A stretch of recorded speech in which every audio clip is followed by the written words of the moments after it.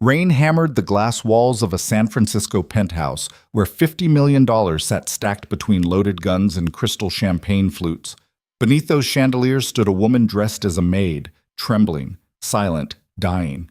Her name was Naira Vale, and 48 hours from now, the poison dissolving her organs would finish what 3 years of captivity had started. Across the table, a Korean Mafia heir known as the Tiger of Seoul studied her with eyes that missed nothing. When the deal reached its breaking point, Jae-min Kwon rejected the entire negotiation and pointed directly at her. "I don't want your money," he said coldly. "I want her." The room erupted in laughter, but he wasn't joking, and in that single moment, a mafia king unknowingly bought the deadliest ghost ever erased from military records, while igniting a war that would burn 2 criminal empires to ash. Want to see how far Subject Zero can fall before she learns to fly again? Hit that like button, drop your city in the comments so I know how far this story's reached, and follow me to the end.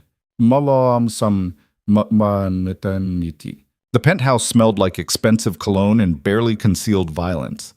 Naira kept her eyes on the marble floor, hands folded in front of her black maid's uniform, breathing through the pain radiating from her spine to her fingertips. The withdrawal was getting worse. 29 hours since her last dose. Every nerve ending screamed, every heartbeat felt like a fist punching through her ribs. She didn't belong here. Not in this room full of silk suits and men who owned countries instead of properties. But Dominic Vane didn't ask permission before he dragged his assets into negotiations. And that's all she was now. An asset, a thing. A weapon he kept locked in a bunker beneath his estate, sedated and compliant, fed just enough poison to keep her functional. Subject Zero was supposed to be dead. The military had buried that name 6 years ago, along with the rest of her unit. 12 operators massacred during a Black Ops mission in Eastern Europe that never made the news. But Naira hadn't died. She'd been captured, imprisoned, repurposed. And now she stood 15 feet from freedom she'd never reach, watching Dominic Vane negotiate a port smuggling deal with the single most dangerous man in the Pacific underworld. Jae-min Kwon sat perfectly still across the mahogany table, his tailored charcoal suit immaculate despite the rain hammering the windows behind him. Early 30s, Korean features carved into something elegant and predatory. Black hair slicked back. No jewelry except a silver watch that probably cost more than most people's houses. He hadn't touched the champagne in front of him, hadn't smiled once. The rumors called him the Tiger, cold-blooded, calculating. A man who'd inherited his father's Seoul syndicate at 24 and turned it into something that made even the Italian families nervous. He didn't do business in America often. When he did, bodies usually followed. Vane leaned back in his chair, cigar smoke curling around his flushed face. Mid-50s, overweight, the kind of confidence that came from owning judges and senators instead of earning respect through blood. "The northern port gives you direct access to the shipping lanes," he said, voice smooth as poisoned honey. "No inspections, no interference, 20% of gross, and you move whatever you want through San Francisco." Jaemin's expression didn't change. 30%. "Don't be greedy, Min Kwon. Don't waste my time with infrastructure you don't actually control." Jaemin's English was perfect, accent minimal. He picked up his glass but didn't drink, just studied the champagne like it might be poisoned. "Your partnership with Senator Mercer is common knowledge, which means half of what you're selling me is already compromised by federal oversight." Vane's jaw tightened. "Lucien has the oversight committees in his pocket. Lucien is a sadist with political ambitions and a drug problem. I don't do business with liabilities." The temperature in the room dropped 10 degrees. Vane's security team, 4 men in tactical gear positioned along the walls, shifted subtly. Hands moved closer to holstered weapons. Nira stayed frozen, her vision blurred at the edges. The tremors in her hands were getting harder to hide. She pressed her palms together harder, nails digging into skin, using the pain to anchor herself. "Just hold on." Vane would dose her again after the meeting. He always did. Just enough to keep the withdrawal from killing her. Just enough to keep her dependent. She hated him more than she'd ever hated anything. "You're making accusations you can't prove," Vane said quietly, dangerously. Jae-min set down his glass. "I don't make accusations. I state facts. Mercer orchestrated the Eastern Europe massacre 6 years ago to cover an arms trafficking operation. You were his partner. You've been laundering weapons money through shell corporations in 14 countries ever since. He paused. And you kept one of the operators alive. Silence. Nira's heart stopped. Heart. Jaemin's gaze slid toward her. Not fast, not obvious. Just a flicker of attention that landed on her like a spotlight. The maid, he said. She doesn't move like a maid. Vane laughed. Forced. You're seeing ghosts, Min Kwan. No. Jaemin stood, smooth, controlled. His security team mirrored the movement, two men in black suits who looked like they'd been carved from stone. I'm seeing a woman with a sniper's callus on her right index finger, military posture compensating for spinal damage, muscle memory that puts her weight on the balls of her feet even when standing still. He tilted his head, and withdrawal tremors from a controlled substance dependency. The room exploded into motion. Vane's men drew weapons. Jaemin's operatives moved faster. 3 guns appeared in 2 seconds. A knife materialized in someone's hand. Somebody shouted in Korean. The champagne glasses shattered against the floor. Nira didn't move. Couldn't. Her body locked down the way it always did when violence erupted around her. Trained stillness from a lifetime of being the one holding the rifle while chaos burned. Except this time she was unarmed, unprotected, dying by degrees in a maid's uniform while men decided her fate with bullets. Enough! Vane roared. The guns didn't lower. Jaemin stood perfectly calm in the center of the standoff, hands loose at his sides, eyes still locked on Nira. I'm changing the terms, he said. There are no new terms. I don't want the port. Vane blinked. What? The port. The shipping lanes. The 20 or 30%. Jaemin's gaze never left Nira's face. I don't want any of it. Then what the hell do you want? Jaemin pointed at her. Her. The laughter started immediately. Vane's men. A few of the security guys, even one of Jaemin's own operatives cracked a disbelieving smile. But Jaemin wasn't smiling, and Vane's laughter died when he realized the tiger wasn't joking. You flew 8,000 miles, Vane said slowly, to negotiate a $50 million smuggling operation. For a maid? Not a maid. Jaemin took a step forward, just one. The kind of movement that made everyone's trigger fingers tighten. Subject 0. Nira's lungs forgot how to work. Nobody had called her that in 3 years. Nobody except Vane, late at night in the bunker when he reminded her what she used to be before he turned her into property. Vane's face went white, then red. You don't know what you're talking about. I know exactly what I'm talking about. Jaemin's voice dropped into something cold enough to freeze bone. I've been tracking Subject 0 since the Eastern Europe incident. 16 different intelligence sources confirmed she was killed during the massacre. But 3 months ago, one of my informants spotted someone matching her description in your employment. He smiled. It didn't reach his eyes. You're very good at erasing people, Vane, but you're not perfect. She's not for sale. Everything's for sale. That's the business we're in. Vane stood. The chair scraped against marble. You think you can walk into my city, my home, and demand... I'm not demanding, I'm offering. Jaemin gestured toward the briefcase on the table. 50 million. Cash, untraceable. For her. That's what the port deal was worth. And now it's worth her instead. Jaemin's expression didn't change. You can rebuild smuggling infrastructure. You can't rebuild Subject 0. Nira's knees buckled. One of Vane's men caught her elbow, shoved her upright. The pain in her spine went nuclear. She bit down on her tongue hard enough to taste blood. Vane stared at Jaemin like he was calculating a dozen different ways to kill him. She's a broken weapon. Addicted. Unstable. In 48 hours, withdrawal will shut down her organs and she'll be dead. Then I'm buying damaged goods. Jaemin shrugged. My risk. Why? Because I need a ghost. Jaemin finally looked away from Nira, meeting Vane's eyes with something that might have been honesty. And you need $50 million more than you need a liability that's actively dying. Vane's jaw worked. His hands curled into fists. He looked at Nira, really looked at her. And she saw the calculation happening behind his eyes. The cost-benefit analysis of keeping a deteriorating asset versus taking a fortune he could reinvest elsewhere. She wasn't a person to him. She'd never been a person, just inventory. Fine, Vane said. Nira's world tilted. What? Someone said. Vane pointed at the briefcase. 50 million. Verified. Then she's yours. Jamin nodded once. One of his operatives stepped forward, opened the case, pulled out a tablet. 30 seconds of typing. A confirmation code flashed across the screen. The operative showed it to Vane. Vane checked his phone. His expression shifted, greed and satisfaction. "We're done here," he said. Just like that. 3 years of captivity, torture, chemical dependency, and systematic dehumanization, erased with a wire transfer and a handshake. Nira stood there shaking while the men around her finished their business like she wasn't even present. Guns holstered, briefcases closed. Vane's head of security muttered something about getting the asset ready for transport. Asset. She was being sold like a car. Jamin buttoned his suit jacket. "I'll take her now." "She needs her medication." "I'll handle her medication." Vane's eyes narrowed. "You don't know what you're dealing with."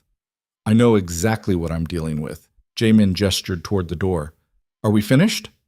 Vane looked like he wanted to argue, but $50 million was $50 million.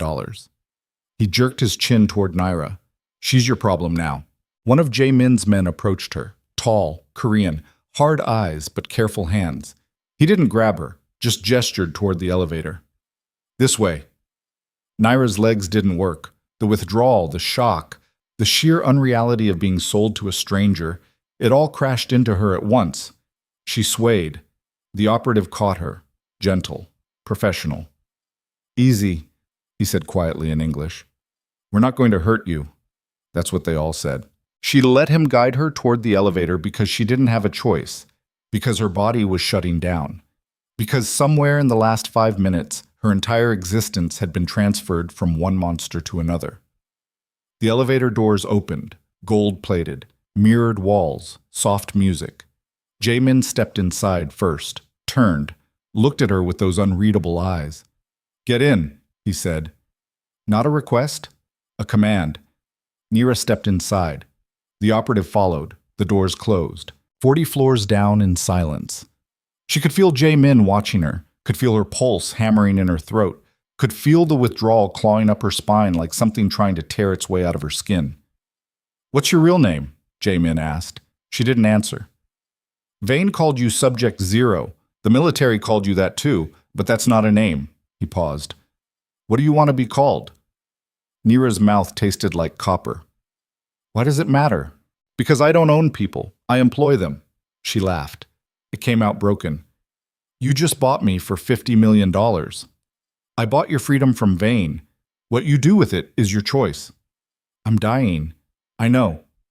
The elevator reached the ground floor. The doors opened onto an underground parking garage. Rain hammered the concrete. A black SUV waited with the engine running. Jamin walked toward it, stopped, looked back. "You can get in the car or you can run. But if you run, you'll be dead in 2 days. If you get in the car, I might be able to save you." Nira stared at him. At this stranger who'd just derailed her entire existence for reasons she didn't understand. "Why?" she whispered. Jamin's expression softened. Just slightly. Just enough to look almost human. "Because 6 years ago, Senator Lucien Mercer ordered the massacre of your unit to cover up an arms deal. He's my stepfather, and I've spent the last 3 years trying to find someone dangerous enough to help me destroy him." The rain filled the silence. "He's the reason you were in that bunker," Jamin continued. "He's the reason Vane had you. He's the reason you're dying." He held out his hand. "So you can die hating the wrong man, or you can live long enough to kill the right one." Nira looked at his hand, at the scars on her own, at the choice that wasn't really a choice at all. She got in the car. The safe house was 2 hours north of San Francisco, isolated. Cliffside estate buried in redwoods and fog, the kind of place that didn't exist on maps. Nira passed out somewhere near the Golden Gate Bridge. When she woke up, she was on a leather couch in a room with floor-to-ceiling windows overlooking the Pacific. Ocean. Night sky. Storm clouds rolling in. And pain. So much pain. She tried to sit up. Her body refused. Every muscle locked, cramping, seizing. The withdrawal had progressed past uncomfortable into dangerous. "Don't move." Jamin's voice. Close. She turned her head. He sat in a chair 5 feet away, jacket gone, sleeves rolled up, watching her with the kind of focus that made her want to disappear. "How long?" she managed. 3 hours since we left the city. Your vitals crashed twice. My medic stabilized you, but you need the antidote Vane was using. There is no antidote, just doses. Keeps me functional. What's the compound? I don't know. Vane never told me. Just injected it every 36 hours. Jamin's jaw tightened. He pulled out his phone, typed something. I have chemists analyzing your blood work now. If there's a formula, we'll find it. Why? I told you, I need you alive. No. Naira forced herself upright. Pain screamed through her spine. She ignored it.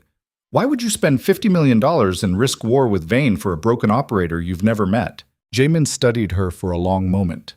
Then he stood, walked to the window. Rain streaked the glass. Because I've been searching for Subject Zero for 3 years. Because every intelligence file I could buy or steal said you were the best sniper the military ever produced. Because the mission that got your unit killed was orchestrated by my stepfather, and I've spent half my life trying to find evidence solid enough to destroy him. He turned. And because when I saw you standing in that penthouse, I knew you were exactly what I needed. A weapon. A partner. Nira laughed. It hurt. You don't know anything about me. I know you survived 3 years of captivity that would have broken most people. I know you're dying, and you're still sitting upright instead of begging for help. I know Vane kept you alive because you're valuable, which means you're dangerous. He crossed his arms. And I know that if I can keep you breathing long enough, you'll want revenge just as badly as I do. You're insane, probably. Jamin smiled faintly. But I'm also your best option. She wanted to argue, wanted to tell him to go to hell, wanted to run, but her body was shutting down. And he was right. She had nowhere else to go. What happens now? She asked quietly. Now you rest. Eat. Let my people try to synthesize the compound keeping you alive. He moved toward the door. And when you're strong enough, you tell me everything you know about Lucian Mercer and Dominic Vane. And then, Jamin paused in his doorway, looked back. Then we burned them both to the ground. The door closed. Naira sat alone in the dim room, listening to the ocean, feeling her organs slowly cannibalizing themselves. Subject Zero was supposed to be dead. Maybe she still was. But if this stranger could give her 48 more hours, she'd make damn sure she took Mercer and Vane with her when she finally went. The first seizure hit at 4 a.m. Naira woke up choking on her own tongue, body convulsing so violently she rolled off the couch and slammed into the hardwood floor, her spine arched, muscles locked. Every nerve ending caught fire simultaneously. She couldn't scream, couldn't breathe, just shook and shattered while her brain tried to kill her from the inside out. The door crashed open. Footsteps. Hands on her shoulders, rolling her onto her side so she wouldn't aspirate. Someone's voice cutting through the static, calm, clinical, Korean. Then Jamin's voice. Close. Hold her steady. Something cold pressed against her neck. A hiss. The sharp bite of a needle. The seizure didn't stop, but the edges softened. Her muscles unlocked degree by degree until she could finally drag in a breath that felt like swallowing glass. That's it, Jamin said quietly. Breathe. She gasped, shuddered. Her vision cleared enough to see him kneeling beside her, one hand braced on her shoulder, the other holding an empty syringe. Behind him stood a woman in her 40s, short black hair, wire-rimmed glasses, medical bag open on the floor. The woman said something in Korean, fast, clinical. Jamin responded without looking away from Naira. Then he switched to English. Dr. Shin says your body's cannibalizing muscle tissue for protein. The seizures will get worse until we stabilize the chemical imbalance. Nira's throat felt like sandpaper. What did you give me? Temporary sedative, muscle relaxant. It'll buy you an hour, maybe 2. He helped her sit up slowly. But it's not the compound Vane was using. We're still synthesizing that. How long? 12 hours. Maybe less. She almost laughed. 12 hours. She had maybe 20 left before total organ failure. The math didn't work. Dr. Shin packed up her bag, said something else in Korean, sharper this time, disapproving, and left the room without acknowledging Naira's existence. Jamin stood, walked to the window. Dawn bled gray and cold across the ocean. She thinks I'm wasting resources on a lost cause. She's probably right. Probably. He didn't turn around. But I didn't spend $50 million to watch you die on my floor. Nira leaned back against the couch, breathing through the residual tremors. Her shirt was soaked with sweat, hair plastered to her face. She felt like something scraped off a battlefield. You keep saying you need me. For what? I can barely stand. Right now, yes. But Subject Zero didn't earn her reputation by being weak. Subject Zero is dead. Then who am I looking at? She didn't answer. Couldn't. Because she didn't know anymore. The woman Vane had kept in that bunker for 3 years wasn't the operator who'd once taken out targets from 2,000 meters. That woman had died the night Mercer's men massacred her unit and left her bleeding in the snow. Jamin finally turned. His expression was unreadable. I need you to tell me everything you know about the Eastern Europe mission. Every detail, every name, everything Mercer and Vane said when they thought you couldn't hear. Why? Because I've been building a case against my stepfather for 5 years, and I'm still missing the evidence that connects him directly to the arms trafficking. You were there. You saw it happen. Nira's hands curled into fists.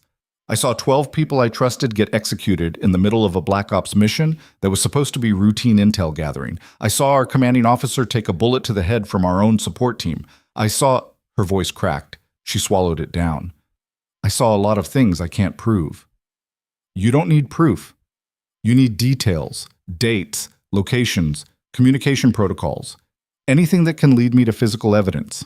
And if I give you that, then what? Then I use it to destroy Mercer. Publicly. Completely. Everything he's built, everyone he's protected, I burn it all. Why do you hate him that much? Jamin's jaw tightened. For the first time since she'd met him, something cracked in that perfect control. Because he married my mother when I was 14. Because he spent 10 years convincing her he was a respectable politician while he laundered blood money through her family's businesses. Because when she found out the truth, he had her killed and made it look like suicide. He paused. And because I was in the room when it happened. Silence. The ocean filled it. Waves against rocks. Wind against glass. Nira stared at him. At the fury buried so deep it looked like ice. How old were you? 24. Old enough to know what I was seeing. Too young to stop it. He crossed his arms. Mercer's people held me down and made me watch while he injected her with enough sedatives to stop her heart. Then they staged it. Pills, alcohol, a note I know she didn't write. His voice didn't waver. 3 days later, he gave a speech at her funeral about mental health awareness. Nira felt something sharp twist in her chest. Not sympathy, she'd lost the capacity for that years ago, but recognition. The shape of trauma. The weight of watching someone die and being powerless to prevent it. I'm sorry, she said quietly. Don't be. Use it. Jamin walked toward the door. Get some rest. When you're strong enough to sit upright for more than 10 minutes, we'll start going through the mission details. And if I can't remember everything, then we'll work with what you've got. He left. Nira sat alone in the gray dawn light, feeling her body slowly eating itself alive, wondering if revenge was a good enough reason to keep fighting for another day. Ietsambok. She made it 6 hours before the next seizure hit. This one was worse. Longer. Dr. Shin had to dose her twice before the convulsions stopped. Afterward, Nira lay on the bathroom tile, shaking and hollow, while the medic lectured Jae-min in rapid Korean just outside the door. Nira didn't speak the language, but she understood the tone. Anger, frustration, the universal sound of someone saying this is a waste of time. Jae-min's response was quieter, firmer, the kind of voice that didn't argue. It commanded. Dr. Shin left in a rush of footsteps and slammed doors. Jae-min appeared in the bathroom doorway. He looked tired, actually tired, the kind of exhaustion that came from not sleeping while managing a crisis. Can you stand? No. Try anyway. She wanted to tell him to go to hell. But spite was a stronger motivator than self-preservation, so she braced her hands against the tile and forced herself upright. Her legs shook. Vision blurred. She grabbed the sink to keep from collapsing. Jae-min stepped forward, steadied her with one hand on her elbow. Good enough. Come on. Where? War room. You're going to walk me through the mission while you still can. I can barely walk at all. Then I'll carry you. He wasn't joking. Naira let him guide her out of the bathroom, down a hallway lined with security monitors and coded locks, into a room that looked like something out of a spy thriller. Wall-to-wall screens, satellite feeds, tactical maps, a conference table covered in files, photographs, and laptops. 3 people looked up when they entered. 2 men, 1 woman, all Korean, all watching her like she was a bomb that might detonate. Jae-min pulled out a chair. Sit. She sat, mostly because standing was no longer optional. He gestured toward the others. My intelligence team. They've been tracking Mercer's operations for 3 years. Anything you tell me gets verified and cross-referenced. He opened a laptop, pulled up a map of Eastern Europe. Start from the beginning. What was the mission objective? Nira stared at the map, at the region highlighted in red. Memories clawed their way up her throat. Snow, blood, gunfire, screaming. Intel gathering, she said. Her voice sounded distant. We were supposed to surveil a weapons depot outside Chisinau, confirm shipment schedules, identify buyers, extract without contact. Who authorized the mission? Command didn't say. We got orders through encrypted channels, standard protocol for Black Ops. Who was on your team? The names came slowly, painfully. 12 operators, Captain Raymond Morris, Lieutenant Sarah Hahn, Sergeants Decker, Liu, Okonkwo. She listed them all, every single person who died in the snow while she bled out and watched. One of the analysts, thin guy, early 20s, nervous energy, typed rapidly. Cross-referencing with military databases. Jae-min leaned against the table. What went wrong? Everything. We reached the depot at 0200, set up surveillance positions. I was on overwatch, 800 meters north, elevated position, clean sight lines. She swallowed. At 0347, our support team opened fire on us. Your own people? Yeah. Nira's hands curled into fists. Morris tried to radio for extraction. They shot him in the head mid-transmission. Then they systematically executed everyone else. Hahn, Decker, all of them. How did you survive? I didn't engage. Sniper protocol. Stay hidden, assess, report.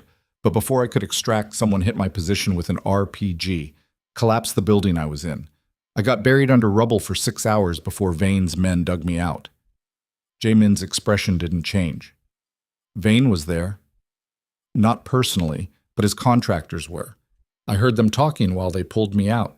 They knew exactly where to find me, like they'd been waiting. The woman analyst, older, sharp eyes, gray streak in her hair, looked up from her laptop. That means the ambush was coordinated between Mercer's people and Vane's assets. Mercer ordered the hit. Vane cleaned up the survivor. Why keep her alive? The nervous analyst asked. Because Subject Zero's kill record was legendary, Jae-min said quietly. Vane saw an opportunity. Instead of disposing of a witness, he acquired a weapon. Nira's stomach turned. He drugged me, kept me sedated for weeks. By the time I woke up, I was already dependent on whatever cocktail he'd been injecting. He said if I didn't cooperate, he'd let me die. If I did what he wanted, he'd keep dosing me. What did he want? Assassinations, off-book, untraceable. People who threatened his operations, politicians who wouldn't take bribes, rivals who got too close to his distribution networks. She met Jae-min's gaze.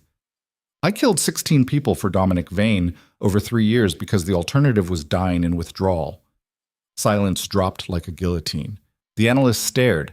Even the older woman looked shaken.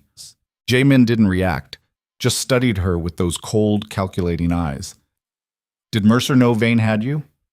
I don't know, maybe. Vane mentioned him sometimes. Called him the senator. Said they had an arrangement. What kind of arrangement? Vane moved weapons. Mercer provided political cover. They split the profits. Nira's vision swam. She gripped the edge of the table. Vane kept files, documentation, shipping manifests, financial records. He was paranoid about Mercer trying to cut him out, so he kept evidence as insurance. Jae-min leaned forward. Where? The bunker where he kept me. Underground facility beneath his estate. Reinforced, off-grid. That's where he stored everything he didn't want found.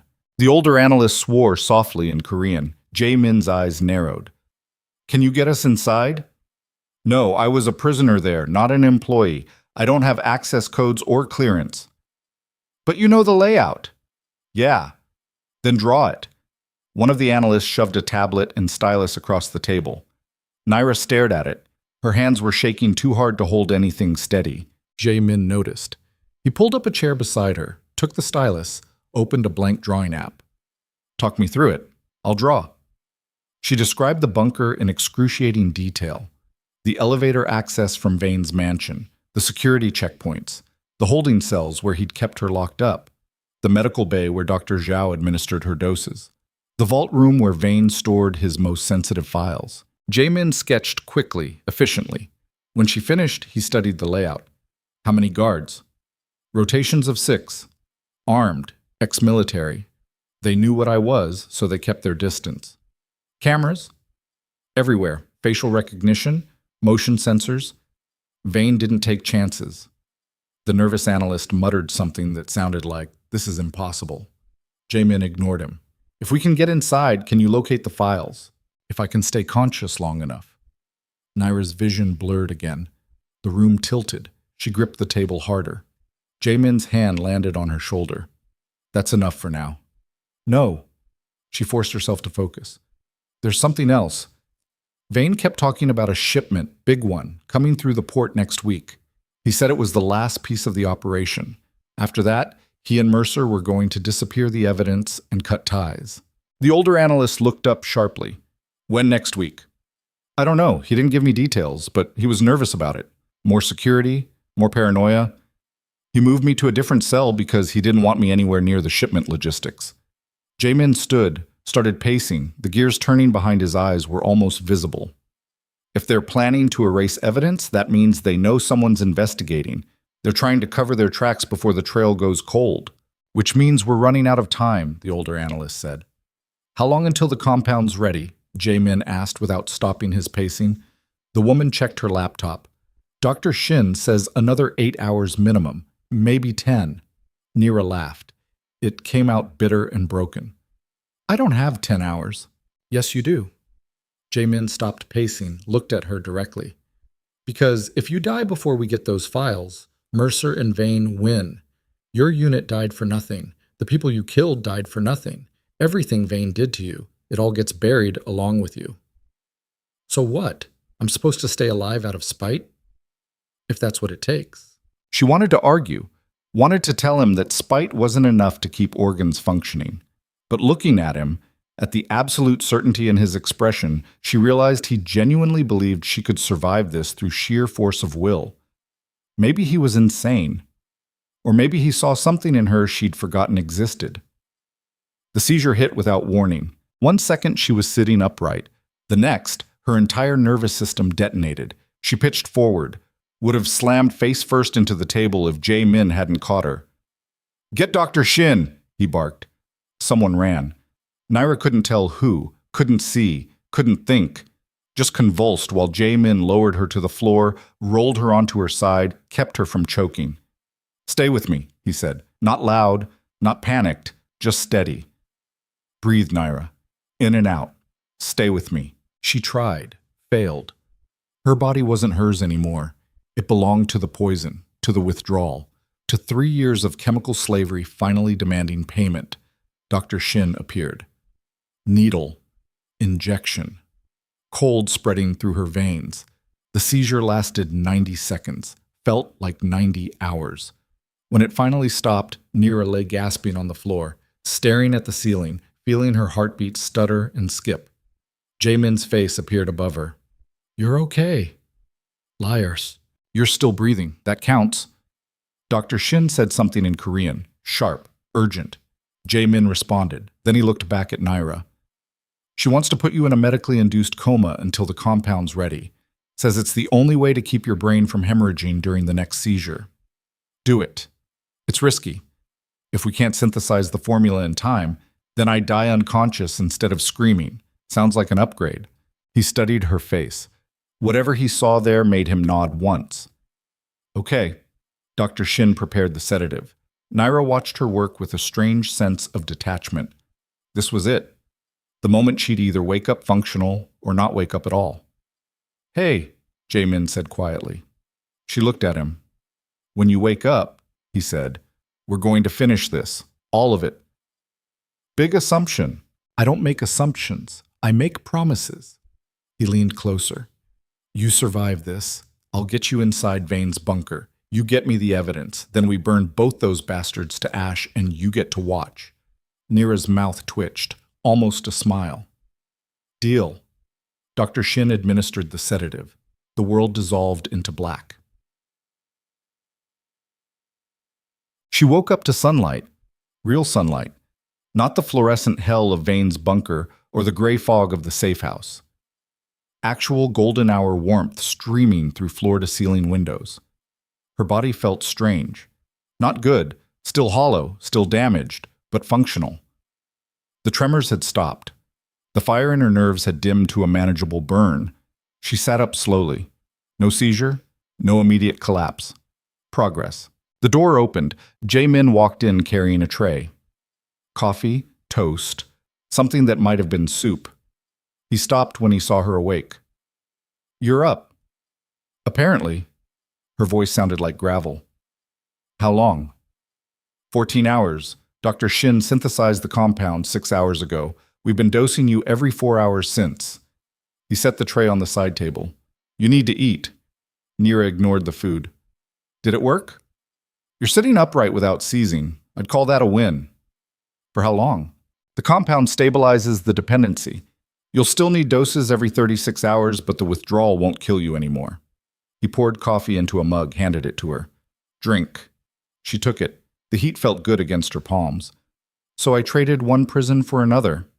No, you traded Vane's leash for medical management. There's a difference. Not much of one. Jae-min sat in the chair across from her.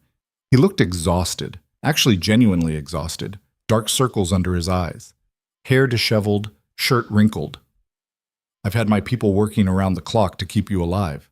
The least you could do is acknowledge that you're not dying anymore. Why? Why what? Why do all this? You keep saying you need me, but you could hire 100 operators with $50 million. You could buy information, bribe witnesses. You don't need a broken sniper with a drug dependency and a body count. He was quiet for a long moment. Then, do you know what my father told me before he died? She shook her head. He said the most dangerous people in the world aren't the ones with power. They're the ones with nothing left to lose. Jae-min leaned forward. You spent 3 years in hell. You've got a list of names that need to die and a skill set that can make it happen. And you've already proven you'll do whatever it takes to survive. He met her gaze. That makes you more valuable than 100 mercenaries who are just doing a job. Nira stared at him, at the absolute conviction in his expression. You're betting your entire operation on someone you've known for 2 days. I'm betting on someone who has every reason to want Mercer and Vane dead. He stood. Finish your coffee. Get some real food in you. Then we're going back to the war room. Why? Because while you were unconscious, my people confirmed something. His expression hardened. Mercer knows you're alive, and he just sent a kill team to find you. The war room felt smaller with 8 armed guards stationed along the walls. Jae-min's full security detail, hard-eyed operators who moved like they'd seen real combat. They watched Nira like she might detonate. She didn't blame them. The main screen showed surveillance footage. Black SUVs, tactical gear, mercenaries moving through San Francisco with military precision. They hit 3 of Vane's properties in the last 6 hours, the older analyst, Jae-min, had called her Min Seo, explained. Bunker, estate, offshore accounts, looking for you. How do they know I'm alive? Nira asked. Because Vane told them. Jae-min pulled up another screen, phone records. He called Mercer 4 hours after I took you. Told him Subject Zero had been compromised. Now they're both scrambling to tie up loose ends before we can use you against them. The nervous analyst, Juan, zoomed in on one of the SUVs. They're using Blackstone contractors, same company that executed your unit in Eastern Europe. Nira's blood went cold. How many? 12 confirmed, probably more on standby. They'll kill everyone here. They'll try. Jae-min didn't sound concerned. This location isn't on any of Vane's records. And I've got 43 operators on this property who specialize in making problems disappear. That won't matter if Mercer throws enough resources at it. Which is why we're not waiting for him to find us. Jae-min pulled up the bunker schematic Nira had described. We're going on the offensive. Min-seo looked up sharply. You want to hit the bunker now, before the shipment? The shipment's a distraction. The real prize is the evidence vault. Jae-min pointed to the area Nira had marked on the drawing. Financial records, communication logs, everything Mercer and Vane don't want public. We get in, grab the files, get out. That's suicide, Juan said. Vane's security is expecting us to hide, not attack. Jae-min looked at Nira. Can you do it? She stared at the schematic. At the vault where Vane had stored everything he'd used to control her, where the evidence of every life he'd destroyed sat locked behind reinforced steel. Yeah, she said quietly. I can do it. Even with the compound stabilizing you? Especially with it. She met his gaze. I know that bunker better than anyone alive. I know the guard rotations, the blind spots, the fail-safes Vane installed because he was paranoid about his own people. She stood. But we can't go in guns blazing. Vane's got kill switches everywhere. You breach wrong, he'll purge the servers and incinerate the files before you get through the first checkpoint. Jae-min smiled. Faint, dangerous. Then we don't breach. We walk in the front door. The plan was insane. Jae-min called it strategic misdirection. Nira called it a really good way to get shot in the face. They were doing it anyway. It required 3 things: forged credentials, a very convincing lie, and Nira walking back into the place that had destroyed her like she'd never left. Vane thinks you're dead or dying, Jae-min explained while his tech team assembled fake IDs. So when you show up at his door with a story about escaping my people and needing emergency medical attention, he'll bring you inside to verify it's really you. And then my team hits the external security grid. Lights go out, you get to the vault, download everything. We extract before Vane realizes what happened. Nira stared at the fake credentials. This hinges on Vane believing I'd come back to him willingly. You're dying without the compound. Where else would you go? Literally anywhere. Not if you're desperate. Jae-min leaned against the table. You show up shaking, barely standing, begging for a dose. He'll believe it because it's exactly what he conditioned you to do. She wanted to argue, but he was right. 3 years of Pavlovian torture had wired her brain to associate Vane with survival. Showing up broken and begging would be the most believable performance she could give. When? She asked. Tomorrow night. Vane's hosting a meeting with his distribution network. Security will be focused on external threats, not internal movement. He paused. You'll have a 15-minute window between the blackout and the backup generators. That's it. 15 minutes to breach a vault, download terabytes of encrypted files, and extract through a facility full of armed guards. Correct. You're insane. You already said that. Saying it again for emphasis. Jae-min's expression softened slightly. This is the only way to get the evidence before Mercer buries it. If we wait, we lose everything. Nira knew he was right, hated that he was right, but the thought of walking back into that bunker, of smelling the antiseptic and fluorescent lights and chemical dependence, made her want to vomit. I need a gun, she said quietly. You'll have one. And a rifle, suppressed, in case the extraction goes wrong. Already prepped. She looked at him, at the certainty in his eyes, the absolute confidence that this would work. You've done this before. I've run worse operations with worse odds. Did they work? I'm still alive. Fair point. Min-seo approached with a tablet. The credentials are ready. Background checks will hold up to level 3 verification. After that, it won't matter, Jae-min finished. We'll either have the files or we'll be dead. Nira took the tablet, studied the fake ID. The photo looked like her. Same face, different name, manufactured history. She was now Dr. Sarah Kemp, private physician specializing in chemical dependencies. Memorize the cover story, Min-seo said. You're here on Vane's request to evaluate a new compound. He's paranoid about outside doctors, so you came through back channels. And if he asks why I look like Subject Zero, you tell him the truth. Jae-min's smile was sharp. That you are Subject Zero. that you escaped my people, that you need help." He paused. "And that you'll do anything to get it." Huh. They spent the next 24 hours drilling the operation until Naira could run it unconscious. Entry protocol, guard rotations, vault access codes. Jae-min's hackers had pulled from Vane's encrypted servers. Extraction routes, contingencies for 14 different failure points. By the time the sun set on the second day, Nira felt like she'd lived the mission 100 times. But simulations weren't the same as reality, and reality involved walking back into her own personal hell while pretending it didn't terrify her. Jae-min found her on the balcony an hour before departure.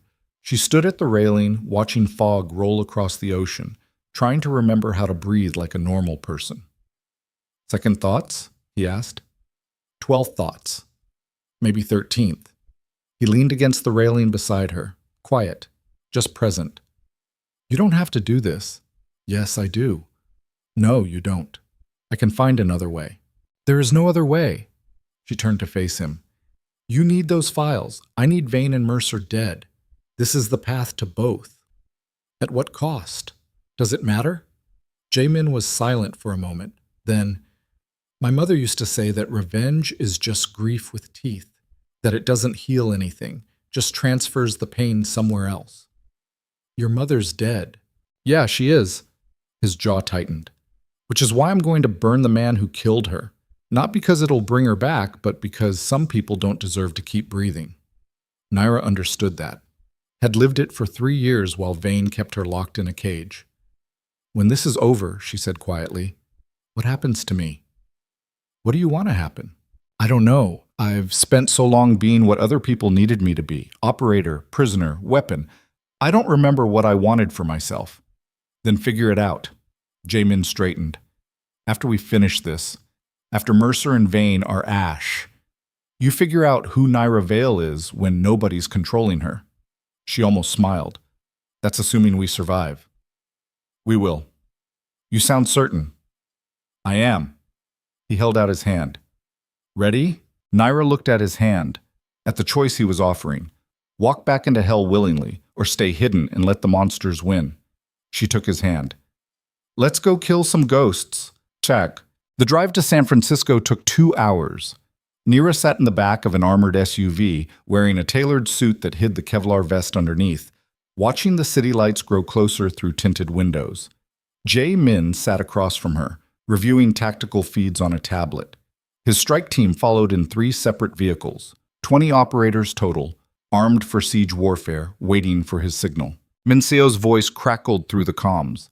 "Vane's estate is lit up. Count 43 heat signatures inside. Guards doubled on the perimeter." "He's expecting trouble," Jae-min murmured. "Just not from me," Nira said. The SUV stopped 3 blocks from the estate.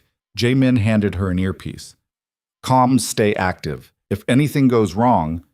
"I know. Abort and extract." "I'm serious, Nira. If Vane suspects for 1 second..." "He won't." She checked the pistol holstered at her back. Suppressed. 15 rounds. "I've been pretending to be broken for 3 years. One more performance won't kill me." "Let's hope not." She opened the door, stepped out into San Francisco fog and distant sirens. The city smelled like rain and exhaust and old money, just like the night Jae-min had bought her. Except this time, she was walking toward her cage by choice. Naira made it halfway to the estate gates before her hands started shaking. Muscle memory. Pavlovian terror. Her body remembered this place even when her mind tried to forget. She forced herself to keep walking. The gates loomed ahead, iron, 12 feet tall, security cameras tracking her approach. The intercom crackled. "Identify yourself." She pulled out the fake credentials, held them up to the camera. "Dr. Sarah Kemp, I'm here to see Mr. Vane regarding a private medical consultation." Silence. Then, "Mr. Vane doesn't accept unscheduled appointments." "He will for this one." Nira let her voice shake. "Not much. Just enough. Tell him Subject 0 needs to come home." More silence. Then the gates opened. Naira walked through, into the manicured gardens, past the fountain, up the marble steps to the front entrance where 2 guards in tactical gear waited with assault rifles. "Arms up," one said. She raised her hands. "Let them pat her down." They found the pistol immediately. "Weapon," the guard said. "For protection. Your boss has enemies. So do I." "You won't need it inside." He confiscated the gun. Nira didn't fight, just stood there trembling while they scanned her with handheld metal detectors, checked her credentials against some database, and radioed confirmation to someone deeper in the estate. Finally, "This way." They escorted her inside, through hallways lined with expensive art and recessed lighting, past rooms where men in suits conducted business over whiskey and contracts, down a private elevator that descended 3 levels, into the bunker. The smell hit first: antiseptic, metal, the recycled air of underground confinement. Naira's stomach twisted. Every instinct screamed run. She kept walking. The elevator doors opened onto a corridor Naira knew better than her own reflection. White walls, fluorescent lights, the same path she'd walked 1,000 times between her cell and the medical bay. At the end of the corridor stood Dominic Vane. He looked exactly the same. Overweight, smug. Expensive suit tailored to hide the weakness underneath. When he saw her, his expression shifted from suspicion to shock to something that might have been satisfaction. "Well," he said slowly, "this is unexpected." Naira stopped 10 feet away, let herself sway slightly. "I need help." "So I heard." Vane circled her like she was livestock. "You look terrible." "Your compound is the only thing keeping me alive. Min Kwan's people tried to synthesize it. Didn't work. I'm dying." "And you came back to me." "I didn't have a choice." Vane smiled. The expression turned her stomach. "There's always a choice, Subject Zero. You just finally made the smart one." He gestured toward the medical bay. "Dr. Zhao will examine you, verify you're not carrying anything that might explode, then we'll discuss the terms of your return." "Terms? Did you think I'd just take you back after you disappeared with my $50 million? Vane's smile widened. No, you'll need to earn your way home." Naira's hands curled into fists. She forced them to relax. "Whatever you want." "Good girl." He turned toward the guards. "Take her to medical, full workup, and make sure she's locked down properly this time." The guards grabbed her arms, started dragging her toward the medical bay. In her ear, Jaemin's voice. "Status?" Nira waited until the guards weren't looking directly at her, then mouthed, "I'm in." "Countdown starts now," Jaemin said. 15 minutes. Go."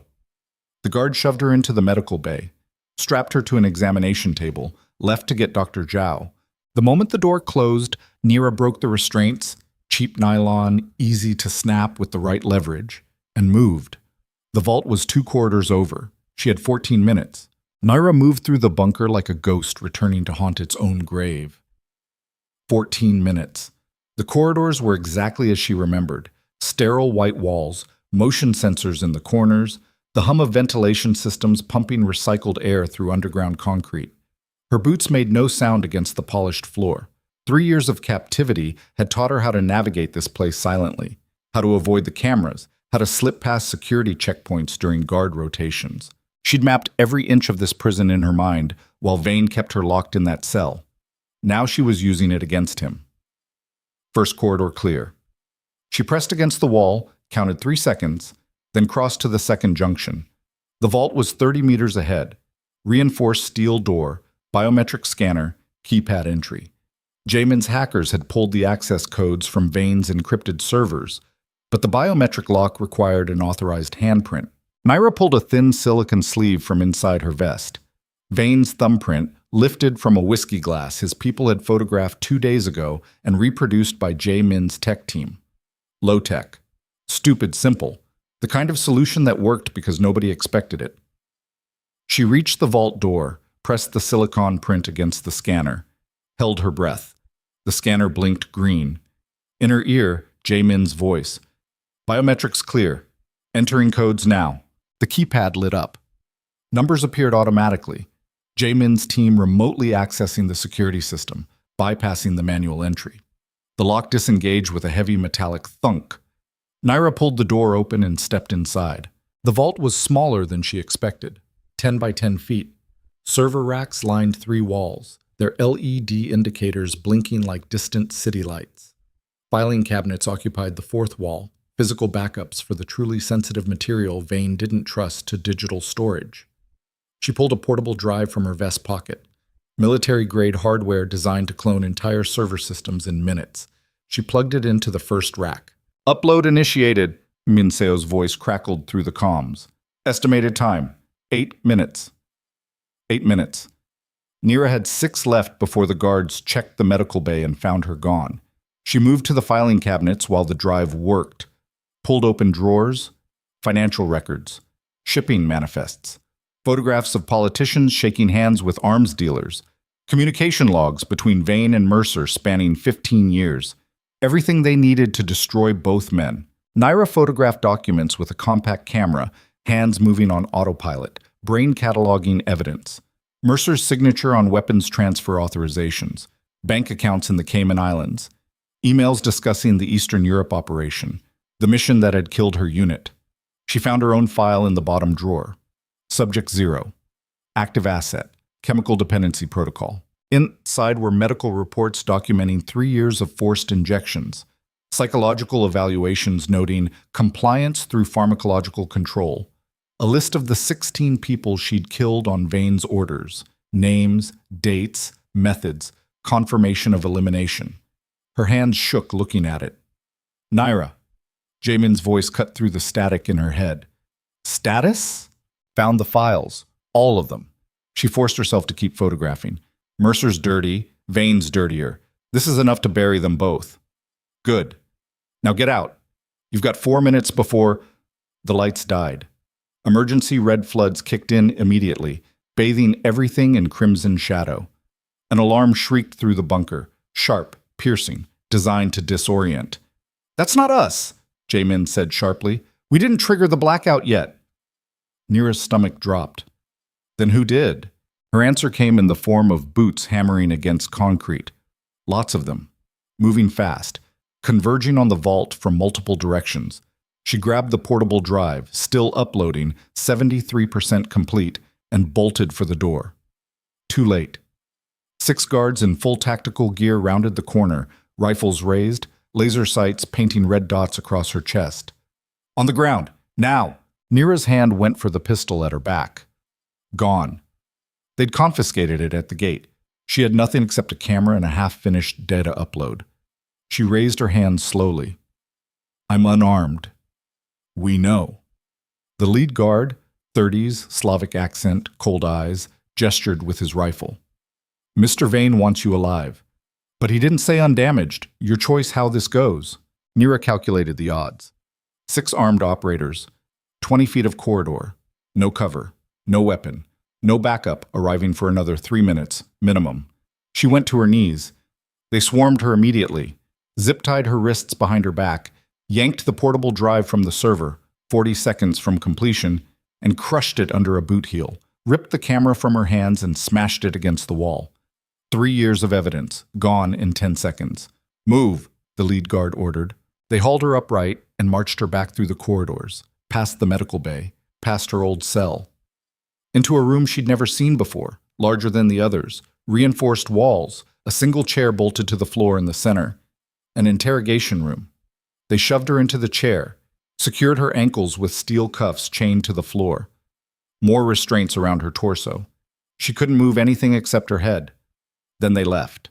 Nira sat in the red emergency lighting, breathing hard, trying to control the panic clawing up her throat. The comms in her ear had gone silent, either jammed or out of range. She had no weapon, no backup, no way out, and Vane knew she'd come for the files. The door opened. Dominic Vane walked in, flanked by 4 guards. He looked calm, almost pleased, like he'd been expecting this exact scenario. "Subject 0, he said conversationally. "Always so predictable." Nira said nothing. Vane circled the chair. "Did you really think I wouldn't know? That I'd just welcome you back with open arms and not question why a woman who disappeared with $50 million suddenly shows up begging for help?" "Worth a shot." "No, it wasn't." He stopped in front of her. "Because I've known you were working with Jamin Kwan since the moment he bought you." The words hit like a physical blow. Nira's mind raced. Impossible. They'd been careful. The safe house was off-grid. The operation planned in complete isolation. Unless... You look confused, Vane said. Let me clarify. Min Kwan's intelligence team is very good, but I've had someone inside his organization for 2 years. Every plan he makes, every move he considers, I know about it before he executes. Ice flooded Nira's veins. The compound that's keeping you alive? Vane smiled. My chemist designed it based on formulas I fed to Min Kwan's people through my informant. The vault access codes? I changed them yesterday. The entire infiltration plan? He leaned closer. I wrote it. Nira's breathing stopped. This was a trap, Vane continued. From the beginning. Min Kwan thought he was running the operation, but I've been 3 steps ahead the entire time. And now I have exactly what I wanted, you, back under my control, and confirmation that Min Kwan has been building a case against me and Senator Mercer. He'll come for me. Oh, I'm counting on it. Vane straightened. Because in approximately 8 minutes, Min Kwan's strike team is going to breach this facility thinking they're rescuing you, and when they do, they're going to walk directly into a kill box designed specifically for them. Nira's heart slammed against her ribs. You can't! I already have. 40 contractors are positioned throughout this bunker. Claymores, automated turrets, gas dispersal systems, every entrance, every corridor, every potential extraction route covered. Vane checked his watch. Min Kwan's people are good, but they're not good enough to survive what's waiting for them. He knows it's a trap. Does he? Because my informant just confirmed your status as secure and extracting data. As far as Min Kwan knows, the operation is proceeding perfectly. Vane's smile widened. By the time he realizes the truth, his entire team will be dead, including him. Naira lunged against the restraints. The chair didn't budge. The cuffs bit into her wrists hard enough to draw blood. I'll kill you. No, you won't. Because after I eliminate Min Kwan, you're going back into chemical dependency. Deeper this time. Complete cognitive compliance. No more rebellious thoughts. No more escape attempts. Just a perfectly obedient weapon who does exactly what she's told. He turned toward the door. Wait. Nira's voice cracked. Don't kill them, please. They're just following orders. Jamin is the one you want. Let his people go. Vane paused, looked back. Are you begging, Subject Zero? She swallowed her pride, her rage, everything except the desperate need to stop what was about to happen. Yes? Interesting. 3 years in my custody, and you never begged once. But 2 days with Min Kwan, and suddenly you care whether he lives or dies. Vane studied her face. Tell me, did he promise you freedom, revenge, a future? Nira didn't answer. He promised you nothing, Vane said, because men like us don't promise. We use. And Min Kwan used you exactly the same way I did, as a means to an end. He walked toward the door. The difference is I'm honest about it. The door closed. Locked. Naira sat in the red light, breathing hard, mind racing through scenarios that all ended the same way. Jamin and his team walking into a slaughter. 20 operators dead because she'd failed to see the trap. Because Vane had been controlling the operation from the beginning. Because she'd trusted someone again. The compound Jamin's team had synthesized. The vault codes. The entire plan. All of it designed by Vane to lure them into the bunker and eliminate everyone who threatened his partnership with Mercer. She'd been a pawn the entire time. The comms in her ear crackled to life. Naira. Jamin's voice, strained. We're breaching in 60 seconds. Status? She wanted to scream. Wanted to warn him. But the words stuck in her throat because if she told him the truth, that the entire operation was compromised, that Vane knew everything, he might abort. And if he aborted, Vane and Mercer would disappear the evidence and she'd never get another chance. But if he breached, he'd die. Naira, I need confirmation. Are you secure? Her mouth moved before her brain could stop it. It's a trap. Static, then, say again. It's a trap. Vane knew the whole time. He's got 40 contractors and automated defenses waiting for you. You breach, you die. All of you. Silence on the other end. Long enough that Naira thought the connection had dropped. Then Jamin's voice, very quiet. Who told him? Someone inside your organization. He didn't say who, but they've been feeding him intelligence for 2 years. More silence. She could almost hear him thinking. calculating, running scenarios. Abort, he said finally. Everyone pull back, now. Negative, Minseo's voice cut in, sharp, urgent. We're already inside, outer perimeter is compromised. We can't extract without crossing the kill zones. Then hold position and... Gunfire erupted through the comms. Automatic weapons, screaming, explosions.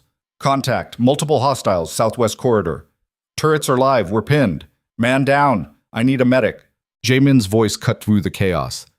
Everyone fall back to Rally Point Alpha. Fighting withdrawal. Go. The gunfire intensified. Naira sat chained to the chair, listening to people die because she'd led them into a trap, because she'd been stupid enough to believe Vane wouldn't see her coming. Jaemin, she said, her voice barely worked. Get out. Leave me. Not happening. You can't save me. You'll die trying. Then I die. His breathing was harsh, running. I don't abandon people. I'm not people. I'm a weapon. That's all I've ever been. You're wrong.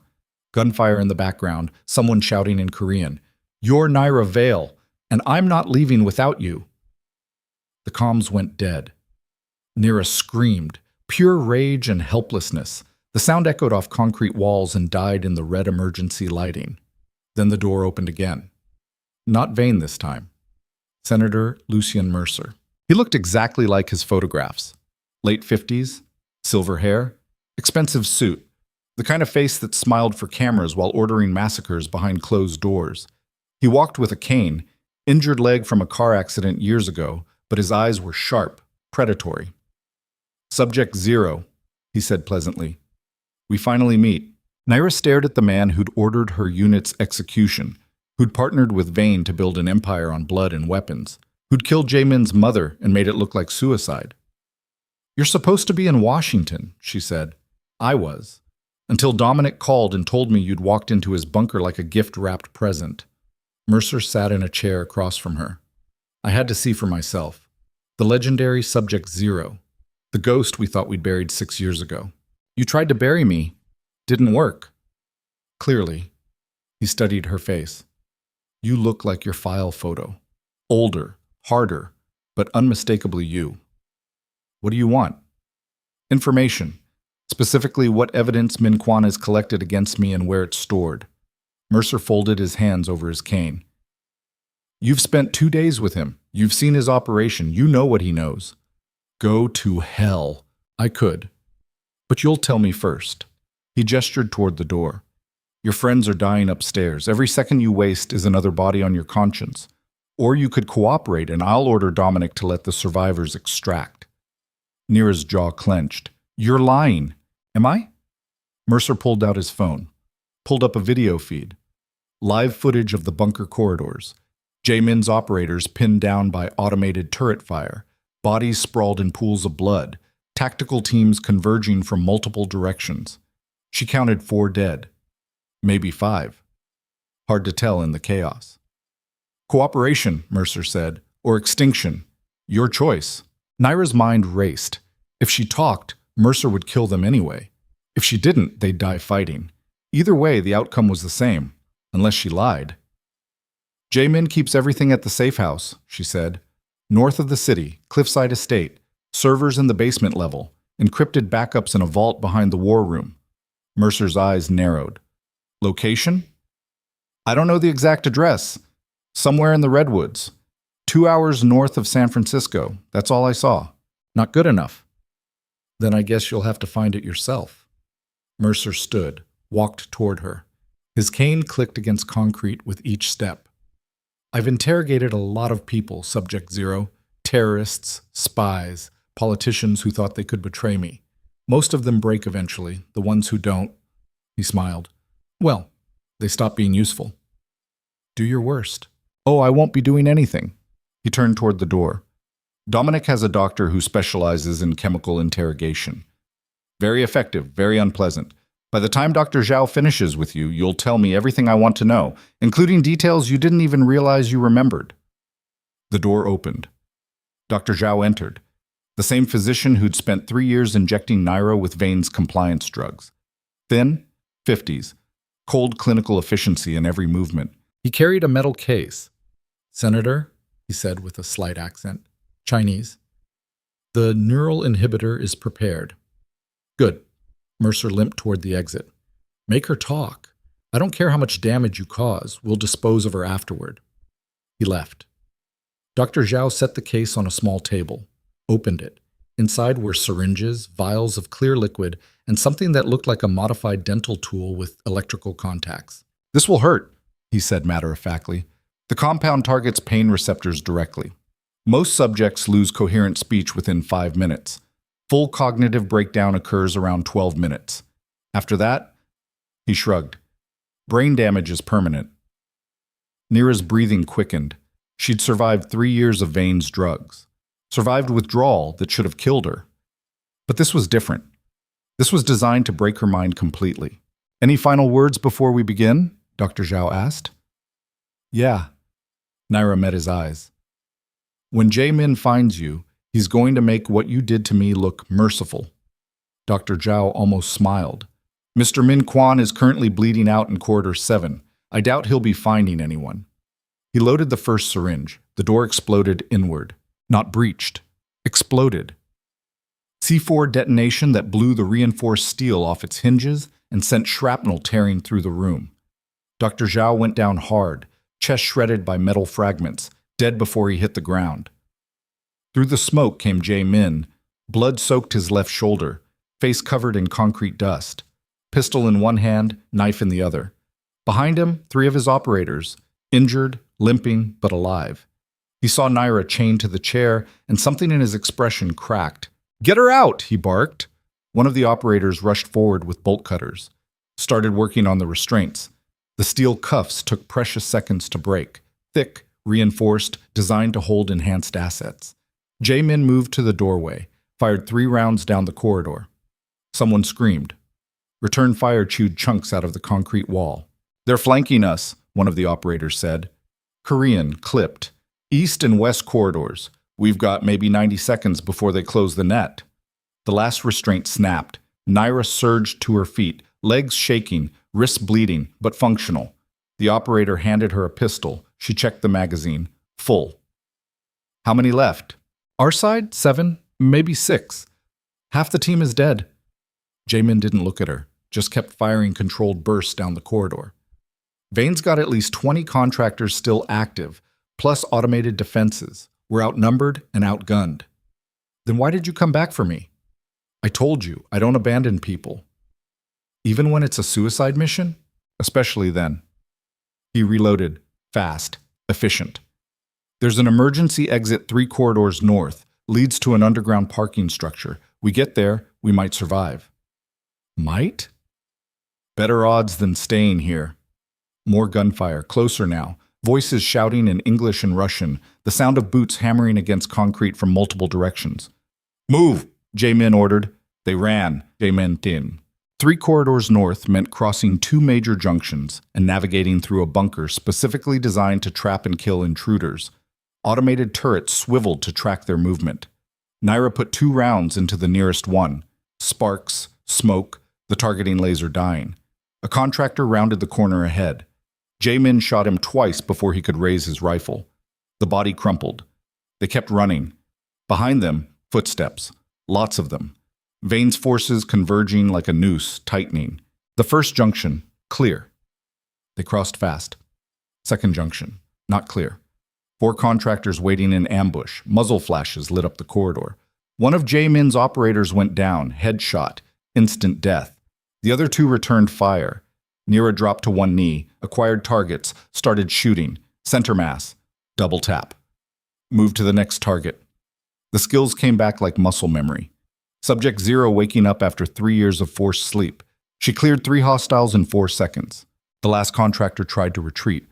Jae-min's knife found his throat before he made it 2 steps. They ran again.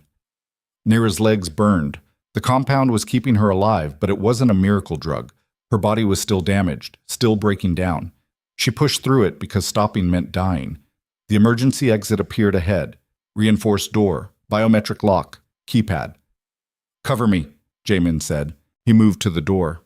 Started working on the lock while Nira and the 2 remaining operators held the corridor. Gunfire echoed behind them. Voices. 30 seconds. Maybe less. How long? Nira called. Working on it. 20 seconds. Footsteps pounding closer. Lots of them. The entire remaining contractor force converging on their position. Jamin, got it. The lock disengaged. He yanked the door open. Go! They piled through, into a concrete stairwell that descended into darkness. The door slammed shut behind them. Jamin jammed a tactical baton through the handle. Temporary. Wouldn't hold long, but it might buy them 60 seconds. They descended. Fast. Reckless. Naira's boots slipped on the stairs. She caught herself on the railing, kept moving. 2 flights down. 3. The stairwell ended at another door. No lock this time, just a push bar. Jamin hit it. The door opened onto an underground parking garage. Gray concrete. Flickering fluorescent lights. A single black SUV waiting with the engine running. Min Seo sat in the driver's seat, blood on her face, relief in her eyes when she saw them. Get in! They ran for the vehicle. Behind them, the stairwell door exploded open. Contractors poured through, muzzle flashes, bullets sparking off concrete and metal. One of Jamin's operators took a round to the leg, went down hard, tried to get up. Naira grabbed him, hauled him toward the SUV while return fire covered them. Jamin and the last operator laying down suppressing bursts. 30 feet, 20, 10. They reached the vehicle, threw the wounded operator into the back seat. Naira climbed in after him. Jamin and the other operator followed. Drive! Jamin shouted. Min Seo floored it. The SUV's tires screamed against concrete. They accelerated toward the exit ramp, a steep incline leading up to street level. Behind them, contractors sprinted for their own vehicles. Engines roared to life. The chase was on. They hit the ramp doing 60. Too fast. The SUV's suspension bottomed out. Metal scraped concrete. They burst onto the street in a shower of sparks and burning rubber. San Francisco at 2 a.m. Empty streets. Distant sirens. Rain starting to fall. Min Seo took a hard left, then a right. Weaving through intersections, running red lights, putting distance between them and the pursuing contractors. In the back seat, Naira pressed her hands against the wounded operator's leg. Blood pulsed between her fingers.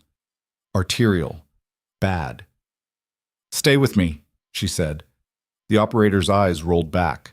He stopped breathing. She tried CPR. Chest compressions. Nothing. He was gone. Jamin saw it happen. His jaw tightened. He turned away, looked out the window at the city blurring past. How many did we lose? He asked quietly. Min Seo's voice was hollow. 14 confirmed dead, 2 missing, 3 wounded critical. She paused. We lost almost the entire team. Silence filled the SUV. They'd gone into the bunker with 20 operators. They were leaving with 5. Because of Naira. Because of Vane's trap. Because she'd believed she could beat a man who'd been controlling her for 3 years. I'm sorry, she whispered. Jamin finally looked at her. His expression was unreadable. You warned us. We went in anyway. That's on me. You came back for me. I said I would. You shouldn't have.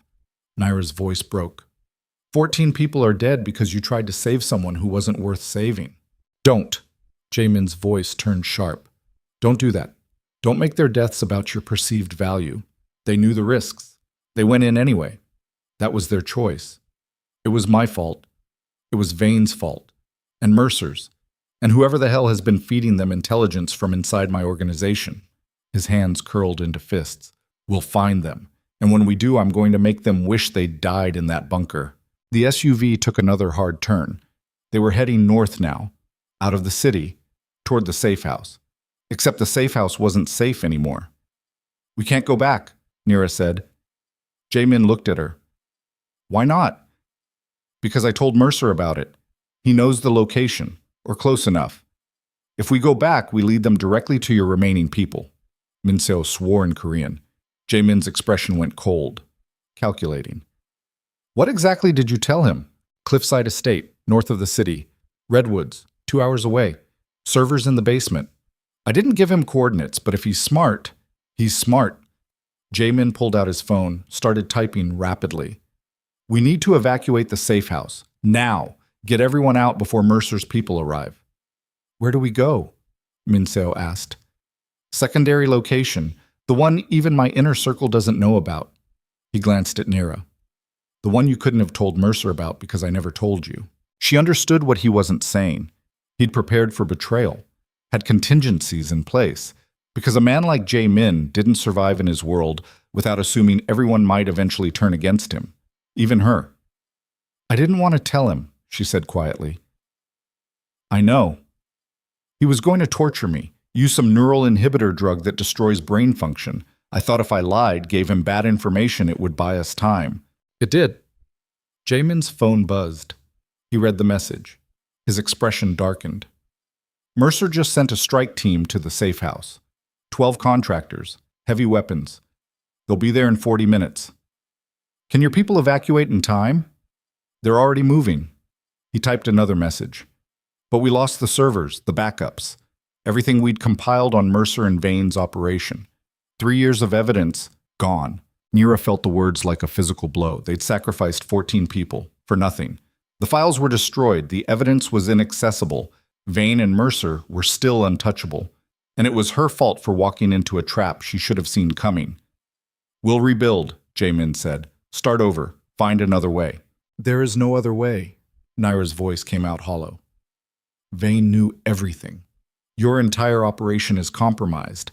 Someone inside your organization has been feeding him intelligence for 2 years. Until you find them, every move you make is... She stopped. 2 years.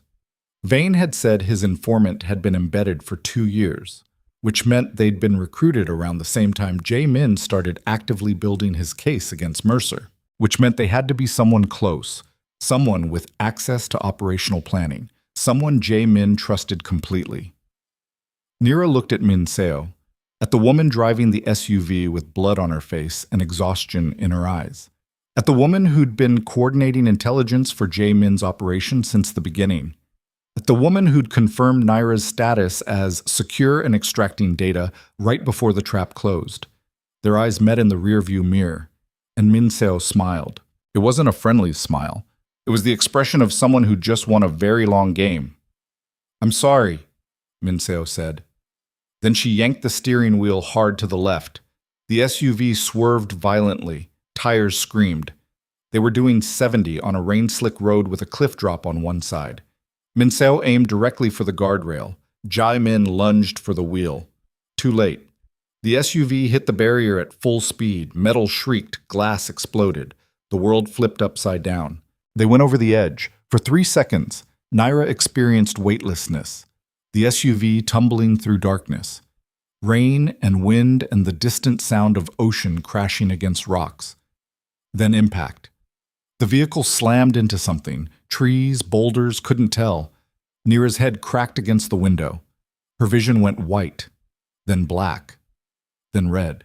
When her eyes focused again, she was hanging upside down, held in place by her seatbelt. Blood dripped from somewhere on her face. The SUV had landed on its roof, wedged between 2 massive redwoods 20 feet down the cliffside. She could see the ocean below.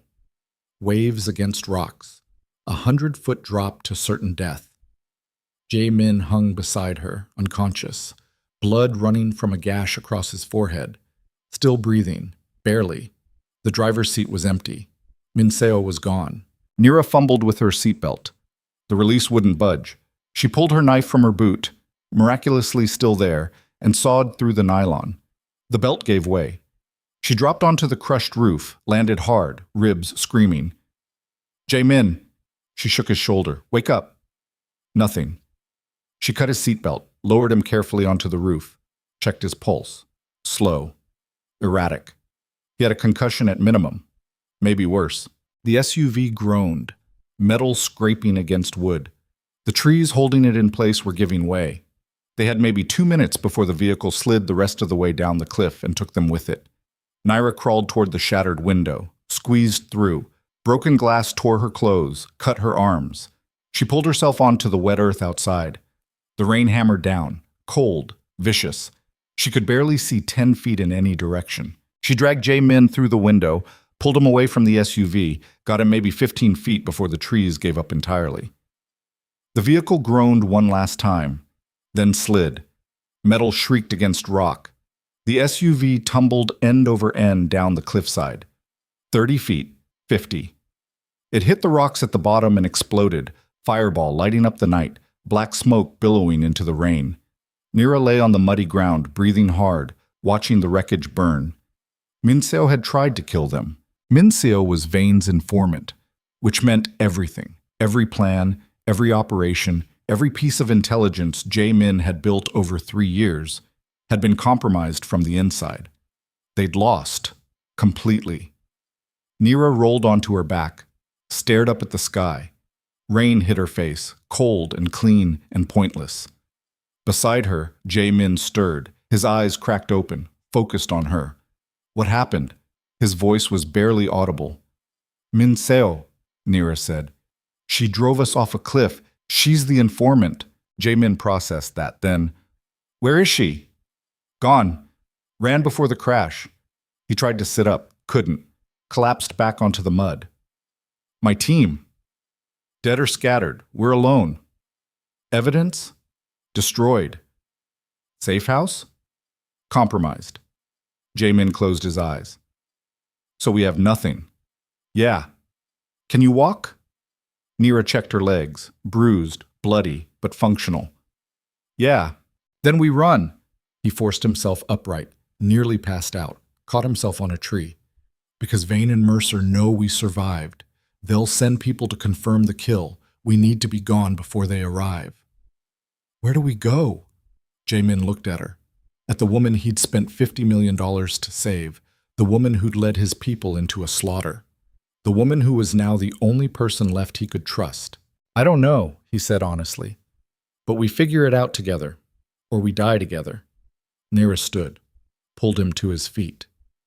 2 broken people covered in blood and mud and failure, standing in the rain while their world burned behind them. Together, she said, and they disappeared into the night. They made it 3 miles before Jae-min collapsed. Nira caught him before he hit the ground. His weight dragged them both down into the mud. Rain pounded their backs, cold, relentless, the kind of storm that stripped skin and drowned hope. Get up, she said. He didn't move. She checked his pulse. Weak, erratic. The head wound was worse than she'd thought. Blood soaked through the makeshift bandage she'd torn from her shirt. Concussion. Maybe skull fracture. Maybe internal bleeding. Maybe dying. Jae-min. She shook his shoulder. Stay with me. His eyes opened halfway, unfocused. Leave me. No. You'll move faster alone. I said no. She grabbed his arm, hauled him upright. He swayed like a tree about to fall. She braced him against her shoulder. We walk together or we die together. Your choice. Stubborn? You have no idea. They stumbled forward through darkness and rain. Forest surrounded them. Redwoods so tall they disappeared into fog, roots thick as cars, undergrowth dense enough to hide a body. Nira had no idea where they were going, just away. Away from the burning SUV, away from the road where Vane's people would be searching, away from everything they'd lost. Her ribs screamed with every step. The compound was keeping her organs functional, but it couldn't fix broken bones or torn muscle. Her body was a catalog of damage held together by spite and adrenaline. Jae-min wasn't much better. He leaned heavily on her, breathing shallow, blood dripping from his forehead onto her shoulder. Every few steps he'd stumble. She'd catch him. They'd keep moving. Behind them, distant headlights swept through the trees. Vehicles on the road above, voices shouting. Search teams deploying. Vane's contractors looking for confirmation. Nira pulled Jae-min deeper into the forest, found a hollow beneath a massive fallen redwood, space just big enough for 2 people to squeeze inside. She shoved him in first, crawled in after him. The headlights passed, swept back, passed again. Footsteps crunched through undergrowth. Close. Maybe 30 feet away. Nira pressed her hand over Jae-min's mouth. He was barely conscious. If he made a sound, they were dead. A flashlight beam cut through the rain, illuminated the fallen tree. Lingered. Anything? Someone called. American accent. Contractor. Nothing. Just mud and trees. Check the ravine. They couldn't have gotten far. The footsteps moved away. The flashlight with them. Nira waited 5 minutes. Then 10. When she was certain the search team had moved on, she released Jae-min and let herself breathe. He slumped against the wet bark, eyes closed, skin pale. How bad is it? You've got a concussion and you're bleeding from somewhere I can't see. We need to get you to a hospital. Can't. They'll be watching every emergency room within 50 miles. Then what? Jae-min's hand moved to his jacket pocket, pulled out his phone. The screen was cracked but functional. He typed with shaking fingers. I have one contact. Off-grid. Owes me a favor. Who? Ex-military medic. Runs an underground clinic in Oakland. Treats people who can't go to hospitals. He sent the message. Waited. The phone buzzed. She'll see us, but we need to get there. That's 40 miles. I know. You can barely stand. I know that too. He pocketed the phone. But it's our only option, unless you want to surrender to Vane and let him finish what he started. Nira helped him out of the hollow. They emerged into rain that had somehow gotten worse. Water poured from the sky in sheets. Visibility maybe 10 feet. The forest was a maze of black shapes and mud. She oriented by the slope of the land. Downhill meant closer to the coast. Parallel to the coast meant south. South meant Oakland. They walked. Hours blurred together, rain, darkness, pain. Jae-min leaning heavier with each step. Naira's legs threatening to give out. The forest endless and hostile. Somewhere around 4 a.m., they stumbled onto a service road. Cracked asphalt. Abandoned. Weeds growing through the concrete. Better than mud. They followed it south. When dawn broke gray and cold through the storm clouds, they'd covered maybe 8 miles. 32 left to go. Jae-min's breathing had gone shallow, raspy. He was fading. Talk to me, Nira said. Anything to keep him conscious. Tell me about your mother. Why? Because if you die, I want to know what she was like. The woman worth burning an empire to avenge. He was quiet for so long she thought he'd passed out. Then, her name was Ji-yeon. She immigrated from Seoul when she was 20, built a tech company from nothing. By the time she was 40, she was worth $500 million. He stumbled, caught himself. She married my father when I was 3. He was not a good man, crime syndicate, violent, but he loved her in his own way. What happened to him? Killed. Gang war when I was 14, left me the organization and all the enemies that came with it. Jae-min's voice was fading. My mother tried to get me out, said I could choose a different life. But I was young, stupid, thought I could control it. And Mercer came later, political connections, legitimate face for my mother's money. She thought he'd protect the family businesses. Instead, he corrupted them, used her infrastructure to launder weapons money. When she found out, his voice cracked. She tried to expose him. He killed her for it. I'm sorry. Don't be.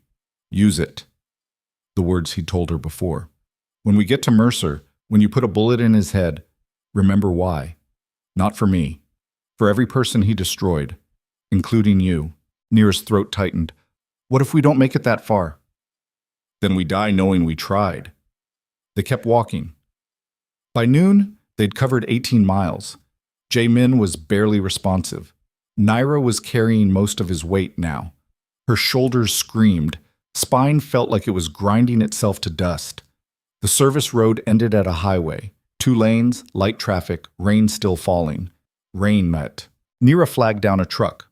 Old Chevy. Mexican driver who took one look at them, covered in blood and mud, half dead, and almost drove off. Please, Nira said, we need a ride to Oakland. I'll pay you. I don't want trouble. No trouble. Just a ride. The driver looked at Jae-min, at the blood, the unconsciousness. He needs a hospital. Can't go to a hospital, please.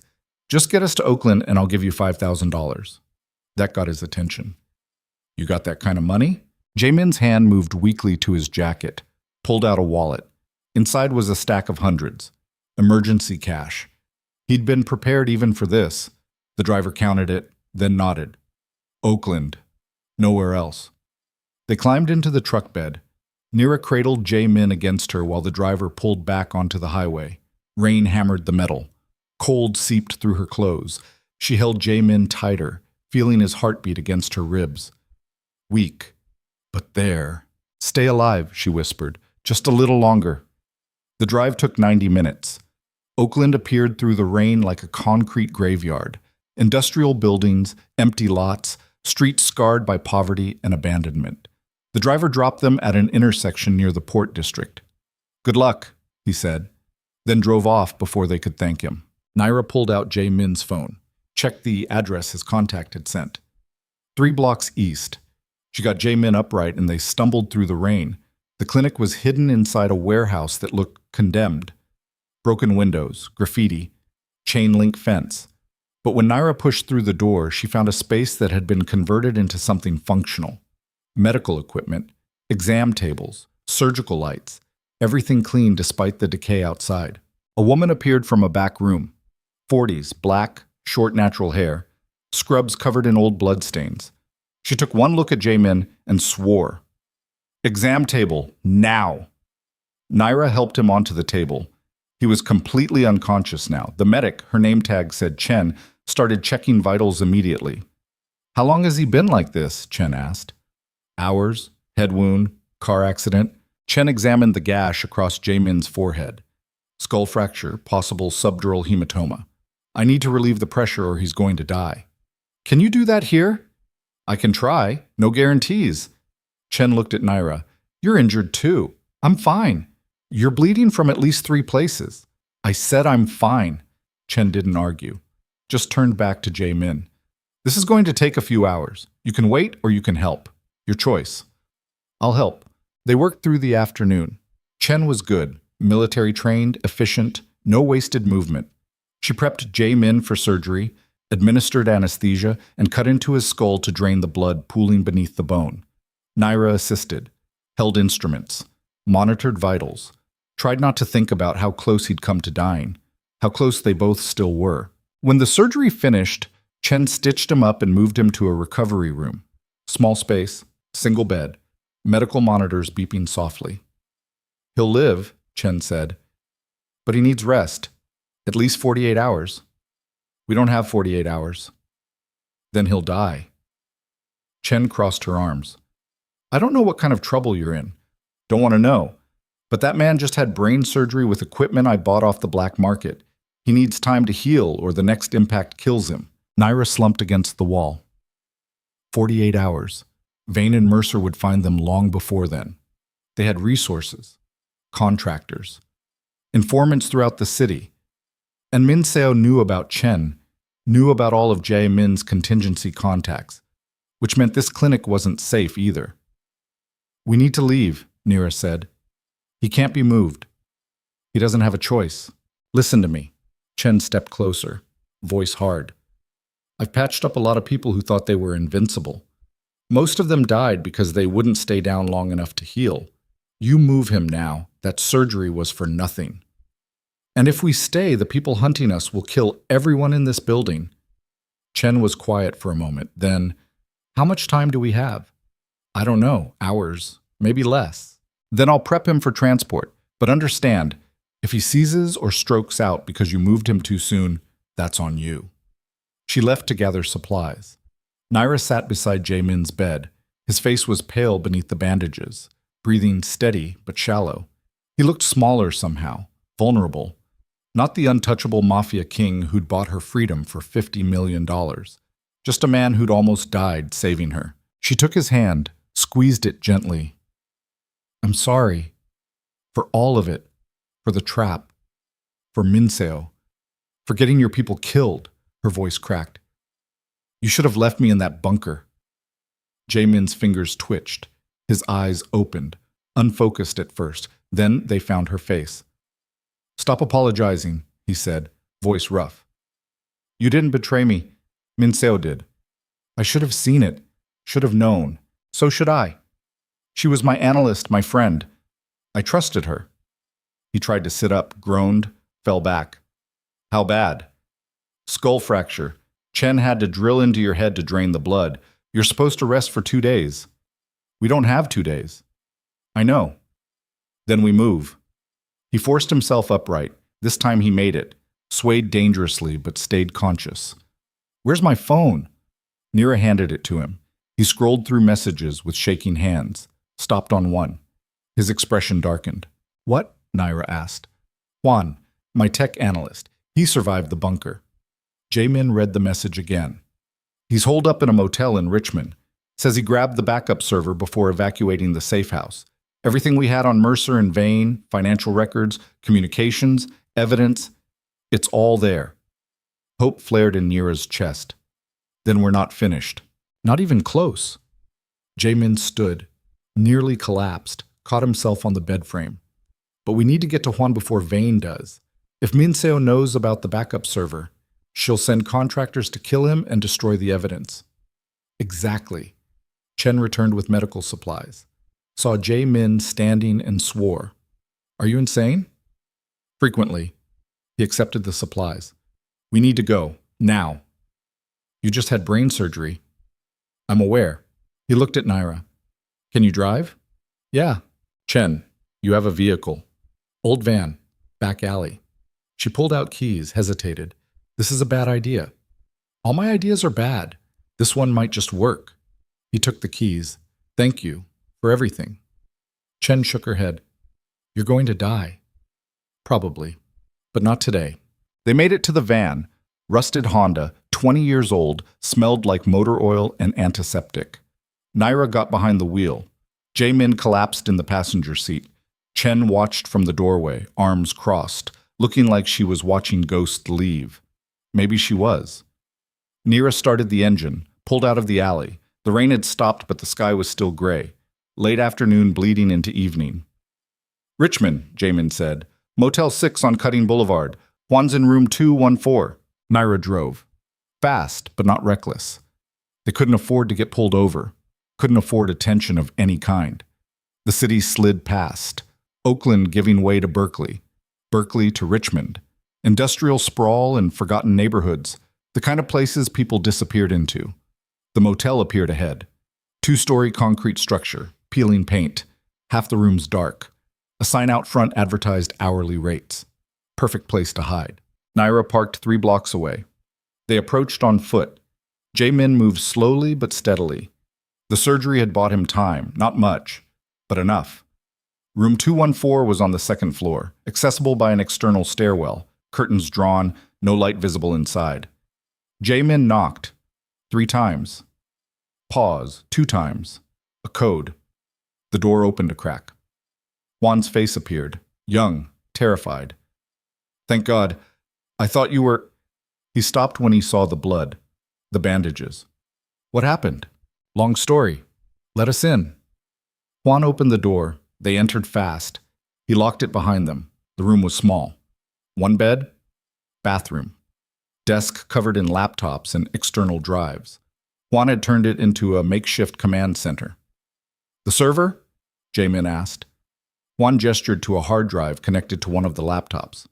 Everything, financial records, communications, video evidence, enough to put Mercer and Vane in prison for life. Encrypted? Triple-layer military grade. I'm the only one with the keys. Jae-min almost smiled. Good. Start uploading copies to secure cloud storage, multiple locations. If something happens to us, I want that evidence accessible. Already in progress. Should be finished in... Juan checked his screen. 90 minutes. We don't have 90 minutes. Why not? The window exploded inward. Glass shattered across the room. Nira dove for cover, pulled Jae-min down with her. Juan screamed. Gunfire tore through the motel room. Automatic weapons, multiple shooters. The mattress exploded in clouds of foam. The laptop sparked and died. Bullets chewed chunks out of the walls. Nira grabbed her pistol, returned fire blind. Heard someone grunt. Hit. But there were more. Lots more. Back door! Jae-min shouted. They ran for the bathroom. Juan grabbed the hard drive. They piled into the tiny space. Jae-min kicked out the small window above the toilet. Too small for him. Maybe big enough for Nira. Go, he said. Not without you. There's no time. The bathroom door exploded. Breaching charge. Smoke and fire.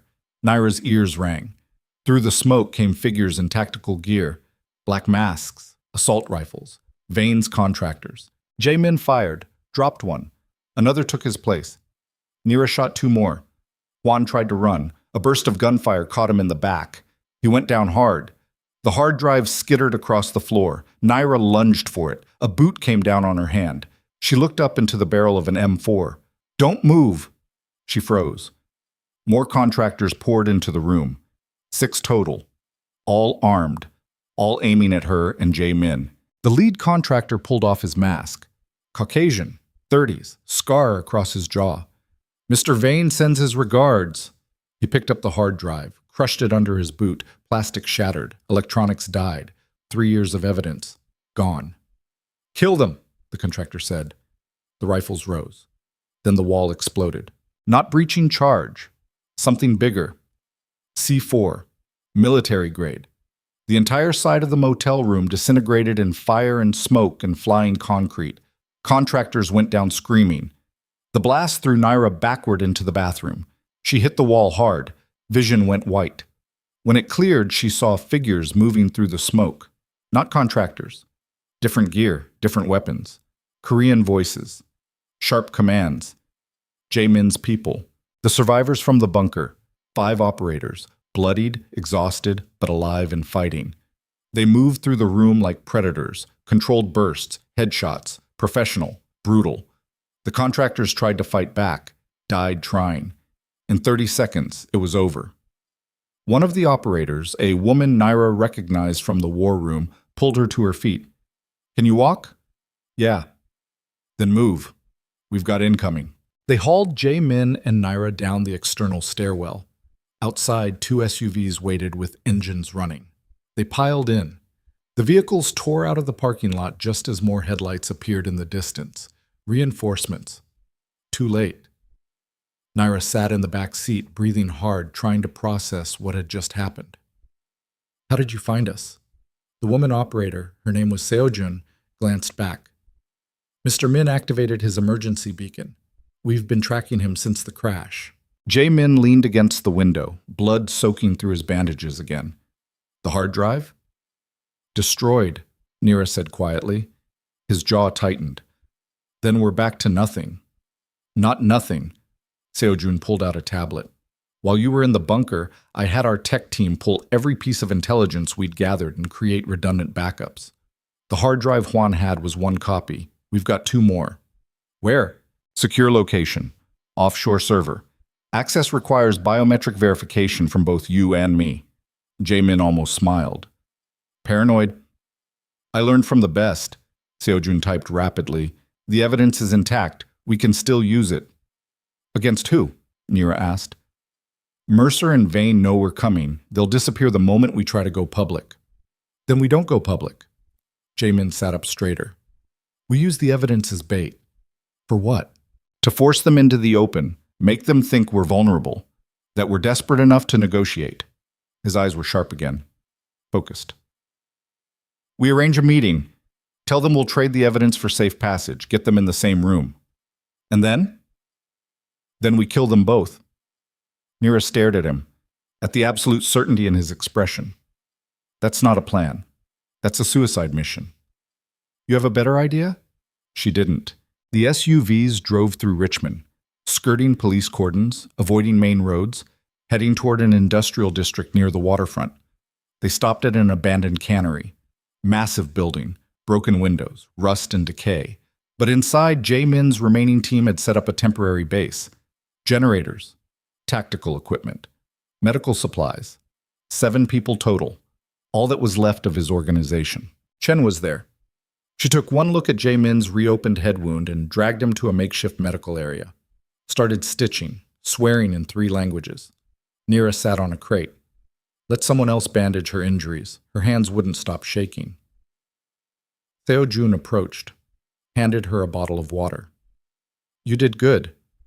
"I got 14 people killed." "Min Seo got 14 people killed. You warned us it was a trap. We went in anyway." She sat beside Naira. "That's on us, not you." Jae-min almost died because of me. Jae-min almost died because he's stubborn and loyal and sometimes too brave for his own good. Seo-jun smiled faintly. "He'd do it again. For you. For any of us." Nira drank the water. It tasted like rust and chlorine. How did Min So fool everyone for 2 years? By being perfect, never made mistakes, always had the right information. We trusted her because she earned it. Seo Jun's expression hardened. But she's gone now. Disappeared after the crash, probably already on a plane to somewhere Vane's money can protect her. We'll find her. After we finish Vane and Mercer. Seo Jun stood. Mr. Min wants to brief everyone in 10 minutes. You should be there. Nira nodded, watched Seo Jun walk away. Then she closed her eyes and tried to remember what it felt like to not be afraid. 10 minutes later, they gathered in the center of the cannery.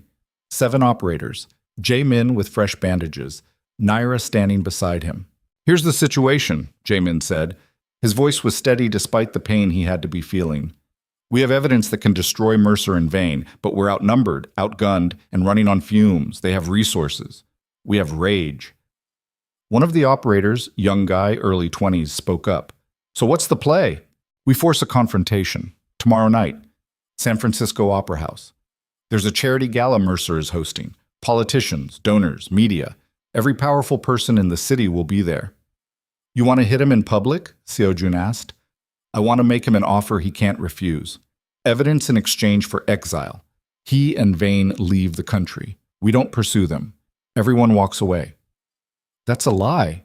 Obviously, Jae-min pulled up security schematics of the opera house on a laptop. But they don't know that. They'll come to the meeting thinking they have leverage, that we're desperate. What they won't know is that Naira will be in the rafters with a rifle. Nira's head snapped up. What?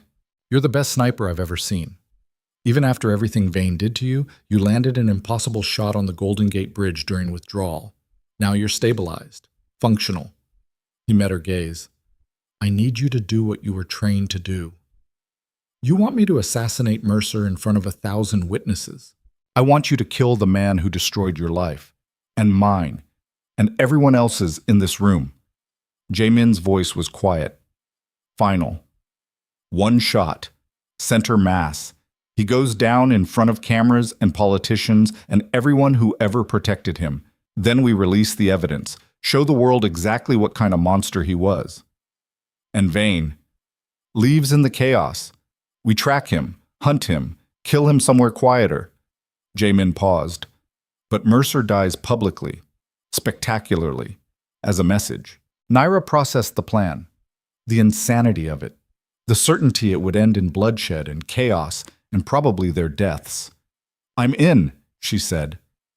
The room erupted in preparations, operators checking weapons, Seo Jun pulling up building schematics, someone making calls to acquire formal wear that could hide body armor. Jae-min pulled Nira aside. This is going to be loud, messy. Every law enforcement agency in California will be hunting us afterward. I know. You might not survive. I know that too. Then why agree? Nira looked at him, at the man who'd bought her freedom and then fought to keep her alive, who'd lost almost everything because he refused to abandon her. Because 6 years ago, Mercer killed 12 people I trusted. 3 years ago, Vane turned me into a weapon. And 2 days ago, Min Seo betrayed everyone who ever believed in her. She checked her pistol, reloaded it. I'm done running, done hiding. Tomorrow night, I'm finishing this. Jae-min nodded slowly. Then we finish it together. The next 24 hours blurred, planning, drilling, running scenarios. Naira practiced with the rifles Seo Jun provided, customized, suppressed, perfect for the 800-meter shot she'd need to make from the opera house rafters. By the time evening arrived, they were as ready as they'd ever be. Jae-min stood in front of a mirror, adjusting his tuxedo. Black, perfectly tailored. Beneath it, a Kevlar vest thin enough to hide. He looked like he belonged at a gala. Wealthy, powerful, untouchable. The head wound was hidden under carefully styled hair. Nira watched him from across the room. She wore all black, tactical gear, invisible in shadows. Her rifle was already broken down and packed into a maintenance case that would get her past security. Ready? He asked. No, she said honestly, but I'm going anyway. He turned, looked at her, really looked. If this goes wrong, it won't. But if it does, if I don't make it out, he stepped closer. Thank you for trusting me, for fighting, for not giving up when it would have been easier. Nira's throat tightened. Don't do the goodbye speech. I'm not saying goodbye, I'm saying thank you. He took her hand, squeezed it. And when this is over, when Mercer and Vane are ash and we're still breathing, I'm going to show you what freedom actually looks like. What does it look like? Whatever you want it to. She almost smiled. Big promise. I keep my promises. Seojun appeared in the doorway. Vehicles are ready. We move in 5. Jaemin released Naira's hand, stepped back. The moment dissolved. They were soldiers again, operators, ghosts preparing for war. They left the cannery in 3 vehicles. Jaemin rode alone in a black sedan, bait for anyone watching. Nira traveled with Seojun in a maintenance van, invisible, unremarkable. The San Francisco Opera House rose ahead. Grand, beautiful. Chandeliers glowing through massive windows. Red carpet, paparazzi, wealth and power gathering to celebrate themselves. Naira's stomach twisted. The van pulled around to the service entrance. Seojun handed her forged credentials. Maintenance staff. Electrical inspection. Boring enough that security wouldn't look twice. You've got 15 minutes to get into position, Seojun said. After that, Jaemin enters the ballroom and makes contact with Mercer. And if Mercer doesn't show, he'll show. His ego won't let him miss a public event, especially one where he gets to play the respectable politician. Nira grabbed her rifle case. What about Vane? He'll be there too. Invited guest. Legitimate businessmen donating to the arts. Seojun's expression hardened. When you take the shot, make it count. We won't get another chance. Nira nodded, stepped out of the van, walked toward the service entrance with her case and credentials. Security checked her ID, scanned the case. She'd packed the rifle components between actual electrical equipment, multimeters, wire strippers, enough real tools to sell the lie. They waved her through. She was inside. The opera house was massive. Marble floors, gold leaf ceilings, artwork worth millions. She moved through service corridors, avoiding staff, heading for the maintenance access to the catwalks above the ballroom. 15 minutes. She had 15 minutes. She made it in 12. The catwalks were narrow. Metal grating suspended 60 feet above the ballroom floor. Dark. Hidden behind stage rigging and decorative curtains. Perfect sniper position. Nira assembled her rifle. Stock, barrel, scope, suppressor. Each piece clicked into place with practiced precision. Muscle memory from a lifetime of being Subject Zero. Below, the gala was in full swing. Orchestra playing, guests dancing, politicians networking. Mercer stood near the center of the ballroom, surrounded by admirers. Silver hair, expensive suit, smile that never reached his eyes. 30 feet to his left, Dominic Vane. Overweight, smug, champagne in hand, talking to a city councilman like he was a legitimate businessman instead of a monster who'd kept her in a cage. Nira's hands shook. She forced them steady. Checked the scope. 820 meters, downward angle, moving targets, wind from the ventilation system. Difficult, but not impossible. In her ear, Jaemin's voice crackled to life. I'm entering now. She watched through the scope. Saw him walk into the ballroom. Tuxedo immaculate. Confidence absolute. He moved through the crowd like he belonged. Mercer noticed him immediately. The senator's expression shifted. Surprise? Suspicion? He gestured to security, but before they could move, Jaemin approached, said something Naira couldn't hear. Mercer's face went cold. They talked. 30 seconds. A minute. Jaemin gestured toward a private room off the main ballroom. Mercer hesitated, then nodded. He's taken the bait, Jaemin said quietly. Moving to the East Gallery. Vane's following. Perfect. The East Gallery. Smaller room. Fewer witnesses. Better shot. Nira adjusted her position, tracked Mercer and Vane through the scope as they followed Jaemin into the private space. The door closed. She couldn't see inside anymore. Status? Seojun's voice. In position. Waiting for the shot. Jaemin, you're live. Through the comms, Nira heard voices. Jaemin, Mercer, Vane. The conversation was tense, clipped. You have evidence, Mercer said. And you want what? Money? Protection? I want you gone, Jaemin replied. Both of you, out of the country, permanently. In exchange, the evidence stays buried. Why would I trust you? Because if I wanted you dead, you'd already be bleeding. Vane laughed, harsh. You're bluffing. If you had real evidence, you'd have used it already. Try me. Silence. Then Mercer. Show me. Neera heard typing. Jae-min pulling up files on a tablet, showing just enough to prove the evidence was real. Financial records, communications, video footage. More silence. Then Mercer. This is impressive, thorough, but ultimately worthless. Why? Because you're not walking out of here alive, Min Kwan. Gunshots. Neera's heart stopped. Through the comms, she heard chaos. Jae-min shouting. More gunfire, glass breaking. The gallery door exploded open. Jae-min stumbled out, blood on his white shirt, pistol in hand. He fired back into the room. Dropped someone. Kept moving. Behind him, contractors poured through. 6, 8, armed with submachine guns. It was an ambush. Mercer had never intended to negotiate. Neera's finger found the trigger, tracked Jae-min through the scope. He was running, dodging, returning fire. But he was outnumbered and injured. The Kevlar had caught some of the rounds, but not all. Neera, he gasped, take the shot. She swung the scope back toward the gallery, found Mercer standing in the doorway, smiling, watching Jae-min run like it was entertainment. 820 meters, moving target, chaos below. One shot. Neera exhaled, squeezed the trigger. The rifle kicked. The suppressor muffled the report to a soft cough. The bullet flew. 820 meters in 1.4 seconds. It hit Mercer's center mass, but he didn't fall. The impact spun him, staggered him, but he stayed upright. Body armor. Neera swore, chambered another round, fired again, this time higher. Throat shot. Mercer went down. Blood sprayed. He collapsed onto the marble floor, hands clutching his neck, drowning in his own blood. The ballroom erupted into screaming. Guests fled. Security swarmed. Contractors tried to locate the shooter. Neera was already moving. Broke down the rifle, stuffed it into the case, ran along the catwalk toward the service exit. Below, Jae-min was still fighting, one contractor down. 2. But more kept coming.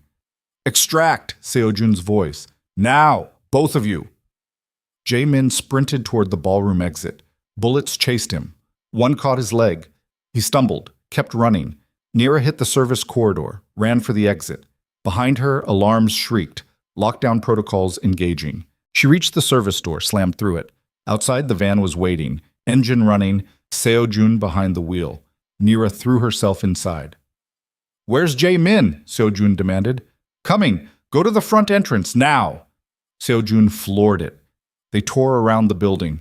The front entrance was chaos, police arriving, guests streaming out, gunfire still echoing inside. Then Jae-min appeared, limping, blood-soaked, but alive. He saw the van, started running. A contractor burst through the doors behind him. Raised his rifle. Neera leaned out the van window, fired her pistol. 3 rounds. The contractor went down. Jae-min reached the van, threw himself inside. Drive, he shouted. Seo-jun drove. They tore through San Francisco streets, police sirens wailing behind them, helicopters spinning up, the entire city mobilizing. In the back of the van, Neera pressed her hands against Jae-min's wounds. How bad? Bad. But I'll live. He coughed, blood on his lips. Did you get him? Yeah, throat shot. He's dead. Jae-min smiled. Actually smiled. Good. What about Vane? Escaped in the chaos, but we'll find him. The van swerved. Seo-jun took a hard right, then a left, weaving through traffic, losing the pursuit. 20 minutes later, they ditched the van in an underground parking garage, switched to a different vehicle, drove north out of the city. Neera sat beside Jae-min, both of them covered in blood, both of them alive. We did it, she said quietly. Half of it. Jae-min looked at her. Mercer's dead, but Vane's still breathing, and until he's gone, we're not finished. No, we're not.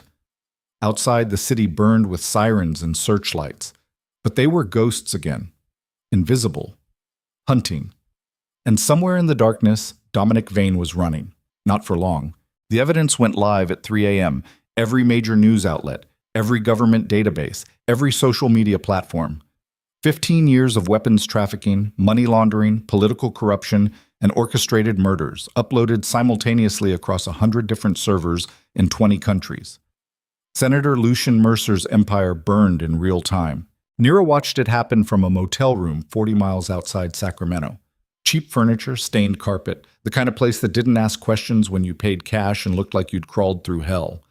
The television showed footage on repeat, Mercer bleeding out on the Opera House floor, FBI agents raiding his Washington office, politicians scrambling to distance themselves from his name, bank accounts frozen, arrest warrants issued for associates who'd already fled the country. It was everything Jae-min had fought for. But he wasn't there to see it. He lay unconscious in the bathroom while Chen worked to keep him alive. The leg wound had gotten infected, fever spiking to dangerous levels, his body finally giving up after being pushed too far for too long. Chen emerged from the bathroom, sleeves rolled up, exhaustion carved into every line of her face. He needs a hospital. Can't risk it, Sojun said from her position by the window. Every law enforcement agency in California is hunting us. Then he dies here. Nira stood, walked to the bathroom doorway. Jae-min looked smaller than she'd ever seen him, face pale, breathing shallow. The man who'd bought her freedom and then fought to keep her alive was fading. How long? Nira asked quietly. Chen didn't sugarcoat it. 24 hours, maybe less. The infection's spreading faster than the antibiotics can fight it. What does he need? IV antibiotics.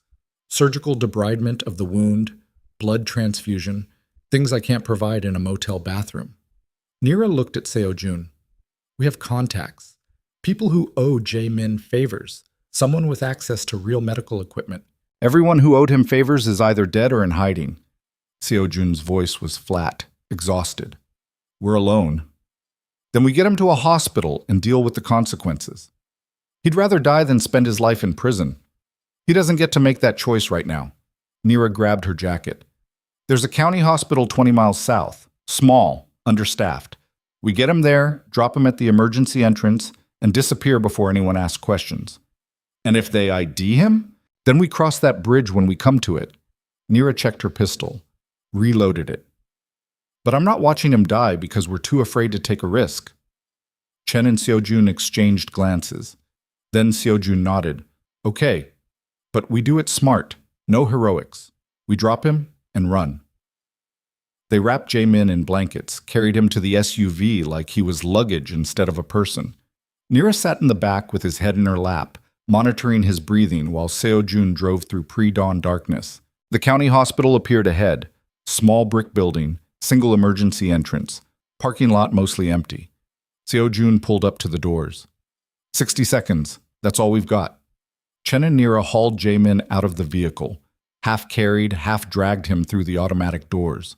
A night nurse looked up from her desk, saw them, and immediately hit an emergency button. Gunshot wound, Nira said. Infected, needs surgery. The nurse started asking questions. Who are you? What happened? Do you have insurance? Nira didn't answer, just lowered Jae-min onto a gurney that appeared from somewhere. Then she turned and walked back through the doors. The SUV was already moving.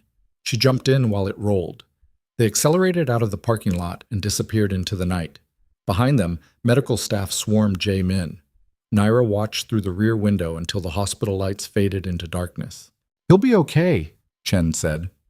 Not a question. A command to the universe. Nira hoped she was right.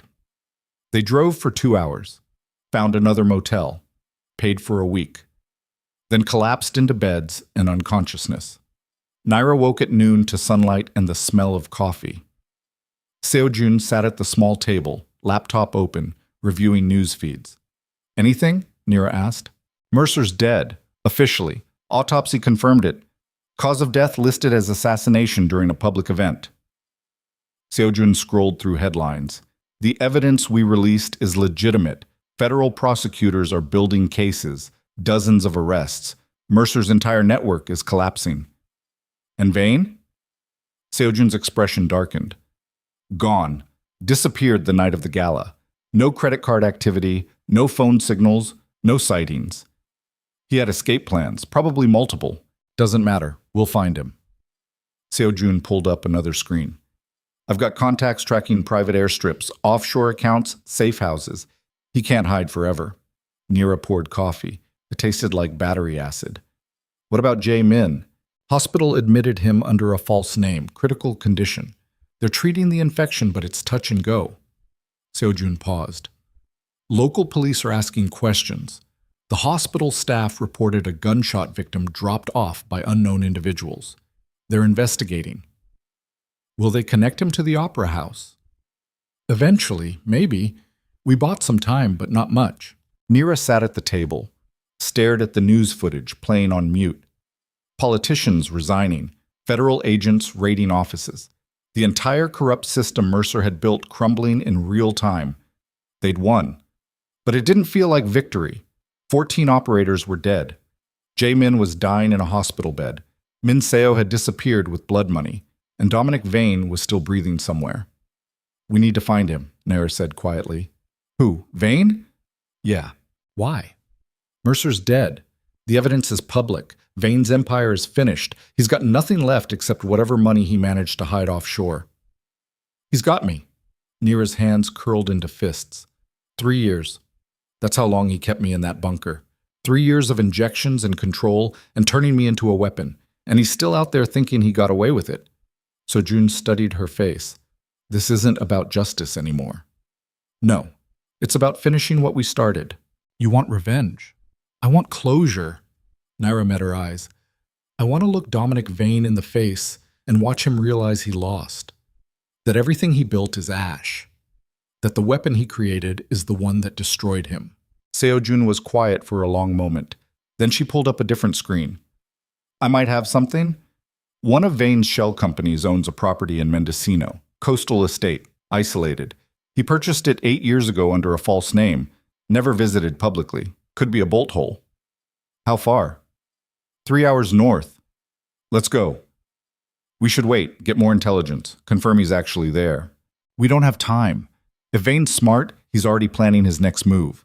New identity, new country. We wait. We lose him. Chen appeared from the bathroom. You're talking about going after Vane. Yeah. That's insane. You're barely functional. Jae Min's dying. We've lost most of our team. This isn't a fight we can win. I don't need to win. I just need to finish it. Nira stood, checked her pistol. I'm going, with or without backup. Seo-jun and Chen exchanged glances. Then Seo-jun closed her laptop. Okay, but we do this smart.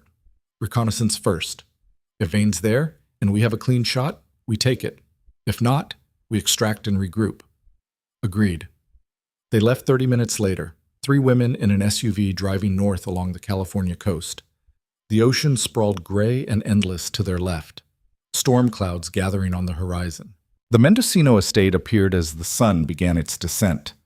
Isolated clifftop property, surrounded by redwoods and fog. Single access road, high walls, security cameras. Seo-jun parked 2 miles away. They approached on foot through the forest, moved slowly, carefully, professional. The estate came into view through the trees. Modern architecture, glass and steel, expensive and cold. Lights on inside. Vehicles in the driveway. Someone was home. They set up observation positions in the tree line. Seo-jun had binoculars. Chen had a tablet linked to a drone they'd launched from a mile back, small, silent, invisible against the darkening sky. 2 vehicles, Seo-jun reported, Mercedes, Escalade, both registered to shell companies. Heat signatures? Nira asked. Chen checked her tablet. 4 inside the house, 3 on the ground floor, 1 upstairs. Security? Cameras at all entrances, motion sensors, but no visible guards. Either Vane's confident or he's spread thin. He's desperate.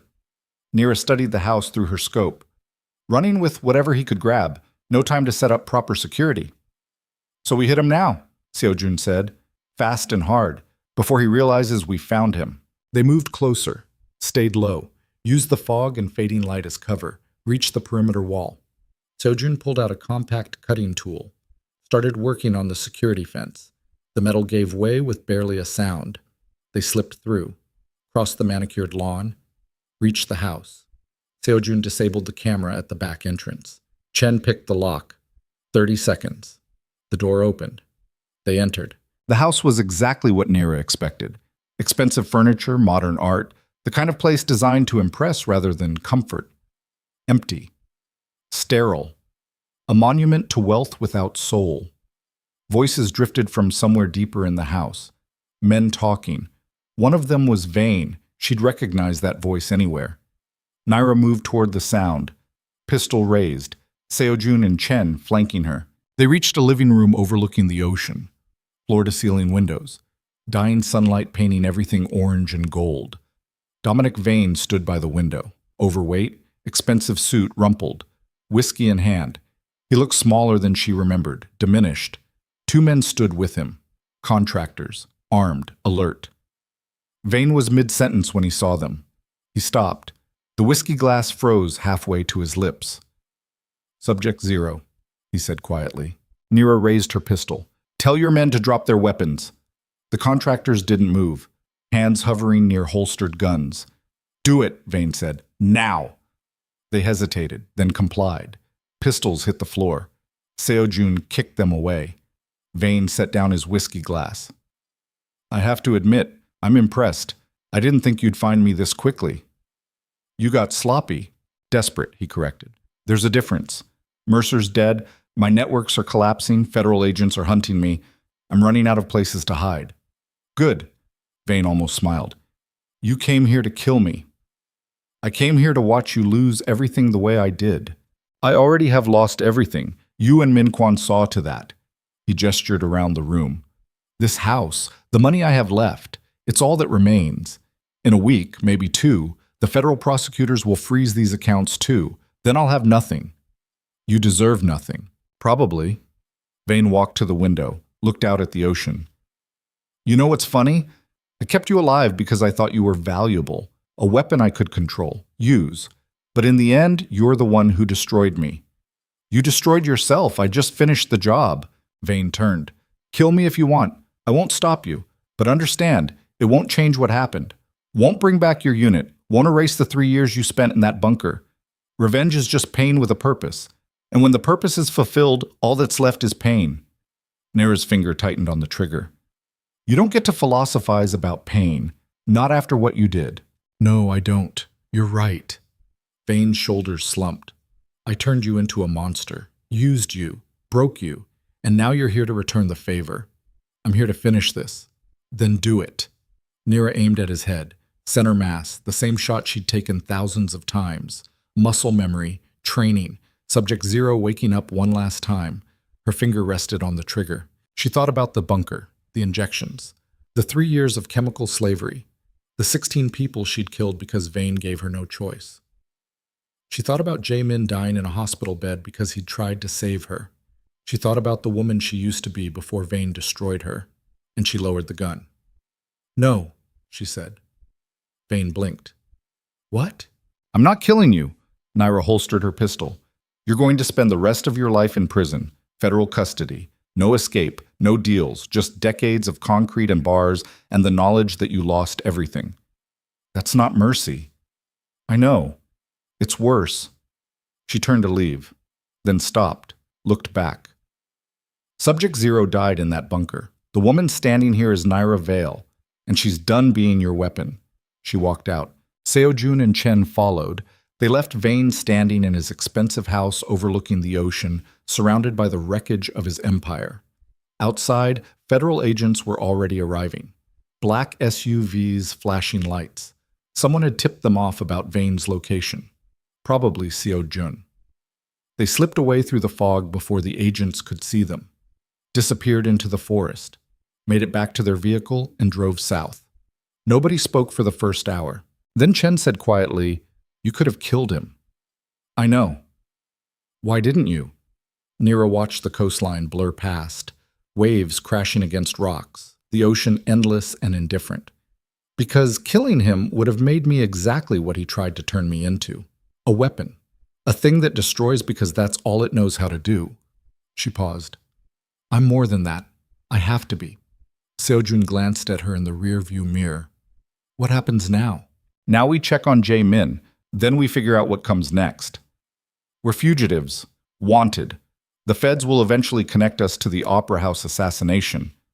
Then we disappear. New identities, new lives. Somewhere they won't look. And Jae-min? Comes with us, if he survives. They drove through the night, reached the hospital at dawn. Seo-jun called in a favor. Somebody who owed Jae-min enough to risk asking questions. The contact confirmed what they'd feared. Jae-min was stable but critical. The infection had damaged his leg badly enough that amputation was being discussed. He was conscious but weak, and the police were getting closer to identifying him. They had maybe 12 hours before the connection was made. Nira made a decision. We extract him tonight, before the police figure out who he is. He's in no condition to be moved, Chen protested. He's in worse condition if he's arrested. Federal custody. Life in prison for assassinating a senator. Nira checked her pistol. We get him out, stabilize him somewhere safe, then we run. Where? I don't know yet, but somewhere far from here. They spent the day preparing, forged medical transfer documents, bribed an ambulance driver, mapped extraction routes. At 11 p.m., they moved. Chen and Nira entered the hospital dressed as transfer nurses, walked directly to Jae-min's room. He was awake, pale, IV lines running from both arms. He saw Nira and almost smiled. You're alive. So are you, barely. Mercer? Dead. Vane's in federal custody. It's over. Jae-min closed his eyes. Good. We're getting you out of here. The police are closing in. We need to move. I can't walk. You don't have to. We've got a wheelchair and a very illegal ambulance waiting outside. She started disconnecting his IV lines. Can you handle the pain? I've handled worse. They got him into the wheelchair, covered him with blankets, wheeled him through the hospital corridors like they belonged there. Confident, professional. Nobody questioned them. The ambulance waited at the service entrance. Seo-jun behind the wheel. They loaded Jae-min into the back. Chen climbed in to monitor him. Nira got in the passenger seat. They drove away just as police vehicles appeared in the parking lot. 12 hours. They'd cut it closer than that. The ambulance headed north, toward the border, toward Canada and new identities and a future that didn't include prison. In the back, Chen kept Jae-min stable, monitored vitals, administered painkillers. He drifted in and out of consciousness. During one of his lucid moments, he called out, Nira. She climbed into the back, sat beside him. Yeah? Thank you. For not leaving me. You didn't leave me. Fair's fair. I wasn't sure you'd come back. After everything. After the people we lost. I thought about it, she admitted. Thought about just disappearing. Starting over somewhere Vane and Mercer couldn't reach me. She took his hand. But then I realized I didn't want to run anymore. I wanted to finish it. With you. We finished it. Yeah. We did. He squeezed her hand weakly. What happens now? Now we heal. Figure out who we are when we're not fighting. Build something that doesn't involve weapons or revenge or empires burning. She paused. If you want. I want. He closed his eyes. More than anything. They crossed into Canada 3 days later. New identities, new names, new lives waiting to be built from the ashes of the old. Seo-jun and Chen went their separate ways, promised to stay in touch, disappeared into different cities with different futures. Nira and Jae-min found a small house on Vancouver Island, isolated, overlooking the ocean, far from everything they'd destroyed. The first few months were hard. Jae-min relearning how to walk after the infection damaged his leg. Nira learning how to exist without the constant threat of violence, both of them carrying scars that would never fully heal. But slowly, carefully, they built something new. Jae-min started consulting, tech security, legitimate work for companies that needed expertise without questions. He was good at it, found purpose in protecting instead of destroying. Nira took longer to find her path. The compound still kept her functional, but Chen had taught her how to manage it. Regular doses, medical monitoring. It would always be a leash. But it was her leash now, not Vane's. She started volunteering. Veterans organizations, people recovering from trauma, helping others navigate the darkness she'd survived. It wasn't redemption. She'd done things that couldn't be forgiven. Killed people on Vane's orders, led Jae-min's team into a trap that got 14 people killed. But it was something. A way forward that didn't involve running or hiding or becoming the monster other people had tried to create. 6 months after they had arrived in Canada, Naira stood on the beach behind their house watching the sunset over the Pacific. The same ocean she'd stared at from Vane's bunker. But this time she wasn't trapped, wasn't controlled, wasn't subject zero, just Naira Vale, figuring out what that meant. Jae-min joined her, walking with a cane now. The leg would never be the same, but he was alive, they both were. "Penny for your thoughts," he said, thinking about the past, what we lost, who we were. And I'm trying to let it go. She turned to face him. For 3 years, I was what Vane made me. Then for 2 weeks, I was what you needed me to be. A weapon, a ghost, subject zero. She paused. I don't know how to be just myself. Then we figure it out together. Jae-min took her hand. No more empires. No more revenge. Just two broken people trying to build something worth keeping. What if we can't? What if we're too damaged? Then we're damaged together, and maybe that's enough. Nira leaned into him. Let herself be held. Let herself believe that maybe, somehow, they could build a life from the wreckage. The sun disappeared below the horizon. Darkness spread across the ocean, but the house behind them glowed warm and golden, a place that belonged to them, not built on blood or weapons or chemical slavery, just a house, a home. For the first time in 6 years, Naira let herself hope.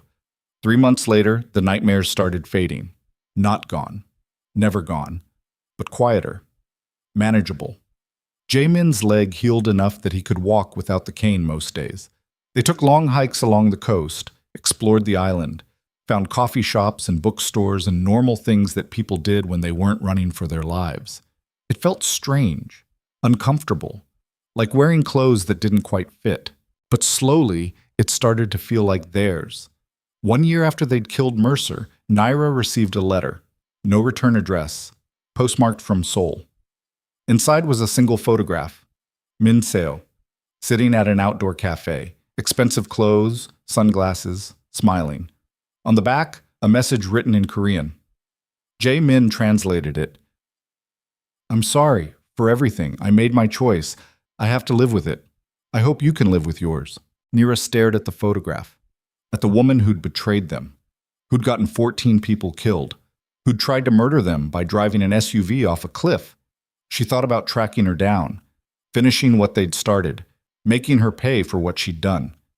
Then she threw the photograph into the fireplace and watched it burn. Some ghosts weren't worth chasing. 2 years after the opera house, Jae-min proposed. No ring, no spectacle, just a quiet question on the beach at sunset. I know we're broken. I know we've done things that can't be undone. But I also know I don't want to do this alone anymore. Whatever comes next, I want to face it with you. Nira said yes. They got married in a small ceremony, just them and a justice of the peace.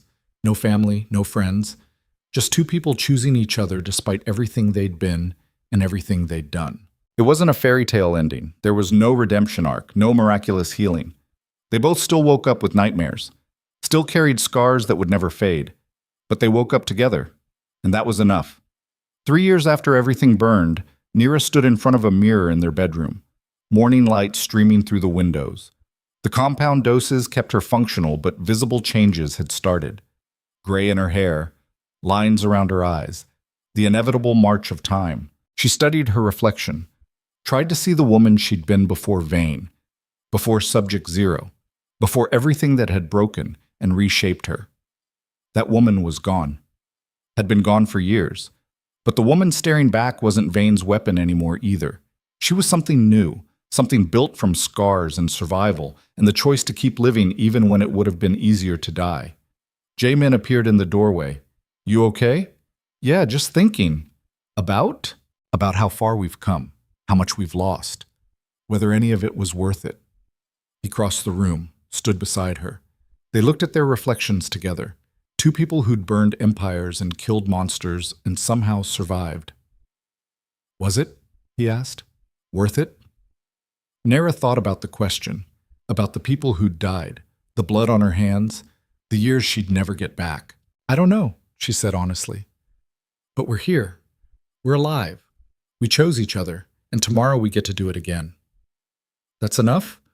She turned to face him. took his hands. It has to be, because this is all we've got. The past is ash. The future's uncertain. All we have is right now. This moment. This choice. Jaemin pulled her close, held her like she was something precious, something worth fighting for. Then I choose now, he whispered. And you, always you. They stood together in the morning light. Two ghosts who'd learned how to be human again. Not perfect, not healed, but alive and trying and refusing to let the darkness win. Outside, waves crashed against the shore, the ocean eternal and indifferent. But inside their small house overlooking the Pacific, something warm and real existed. Not safety, not peace, not the absence of pain, but home. Built from ruins and choices and the stubborn refusal to let trauma have the final word. Naira Vale, once Subject Zero, once a weapon, once a ghost, finally understood what freedom meant. Not the absence of chains, but the presence of choice. The choice to heal, to try, to build, to love, to keep breathing even when the world said she should have died years ago. And standing there wrapped in Jaemin's arms while morning light painted everything gold, she chose to keep choosing, day after day, breath after breath, moment after moment, until choosing became living. And living became enough. The end.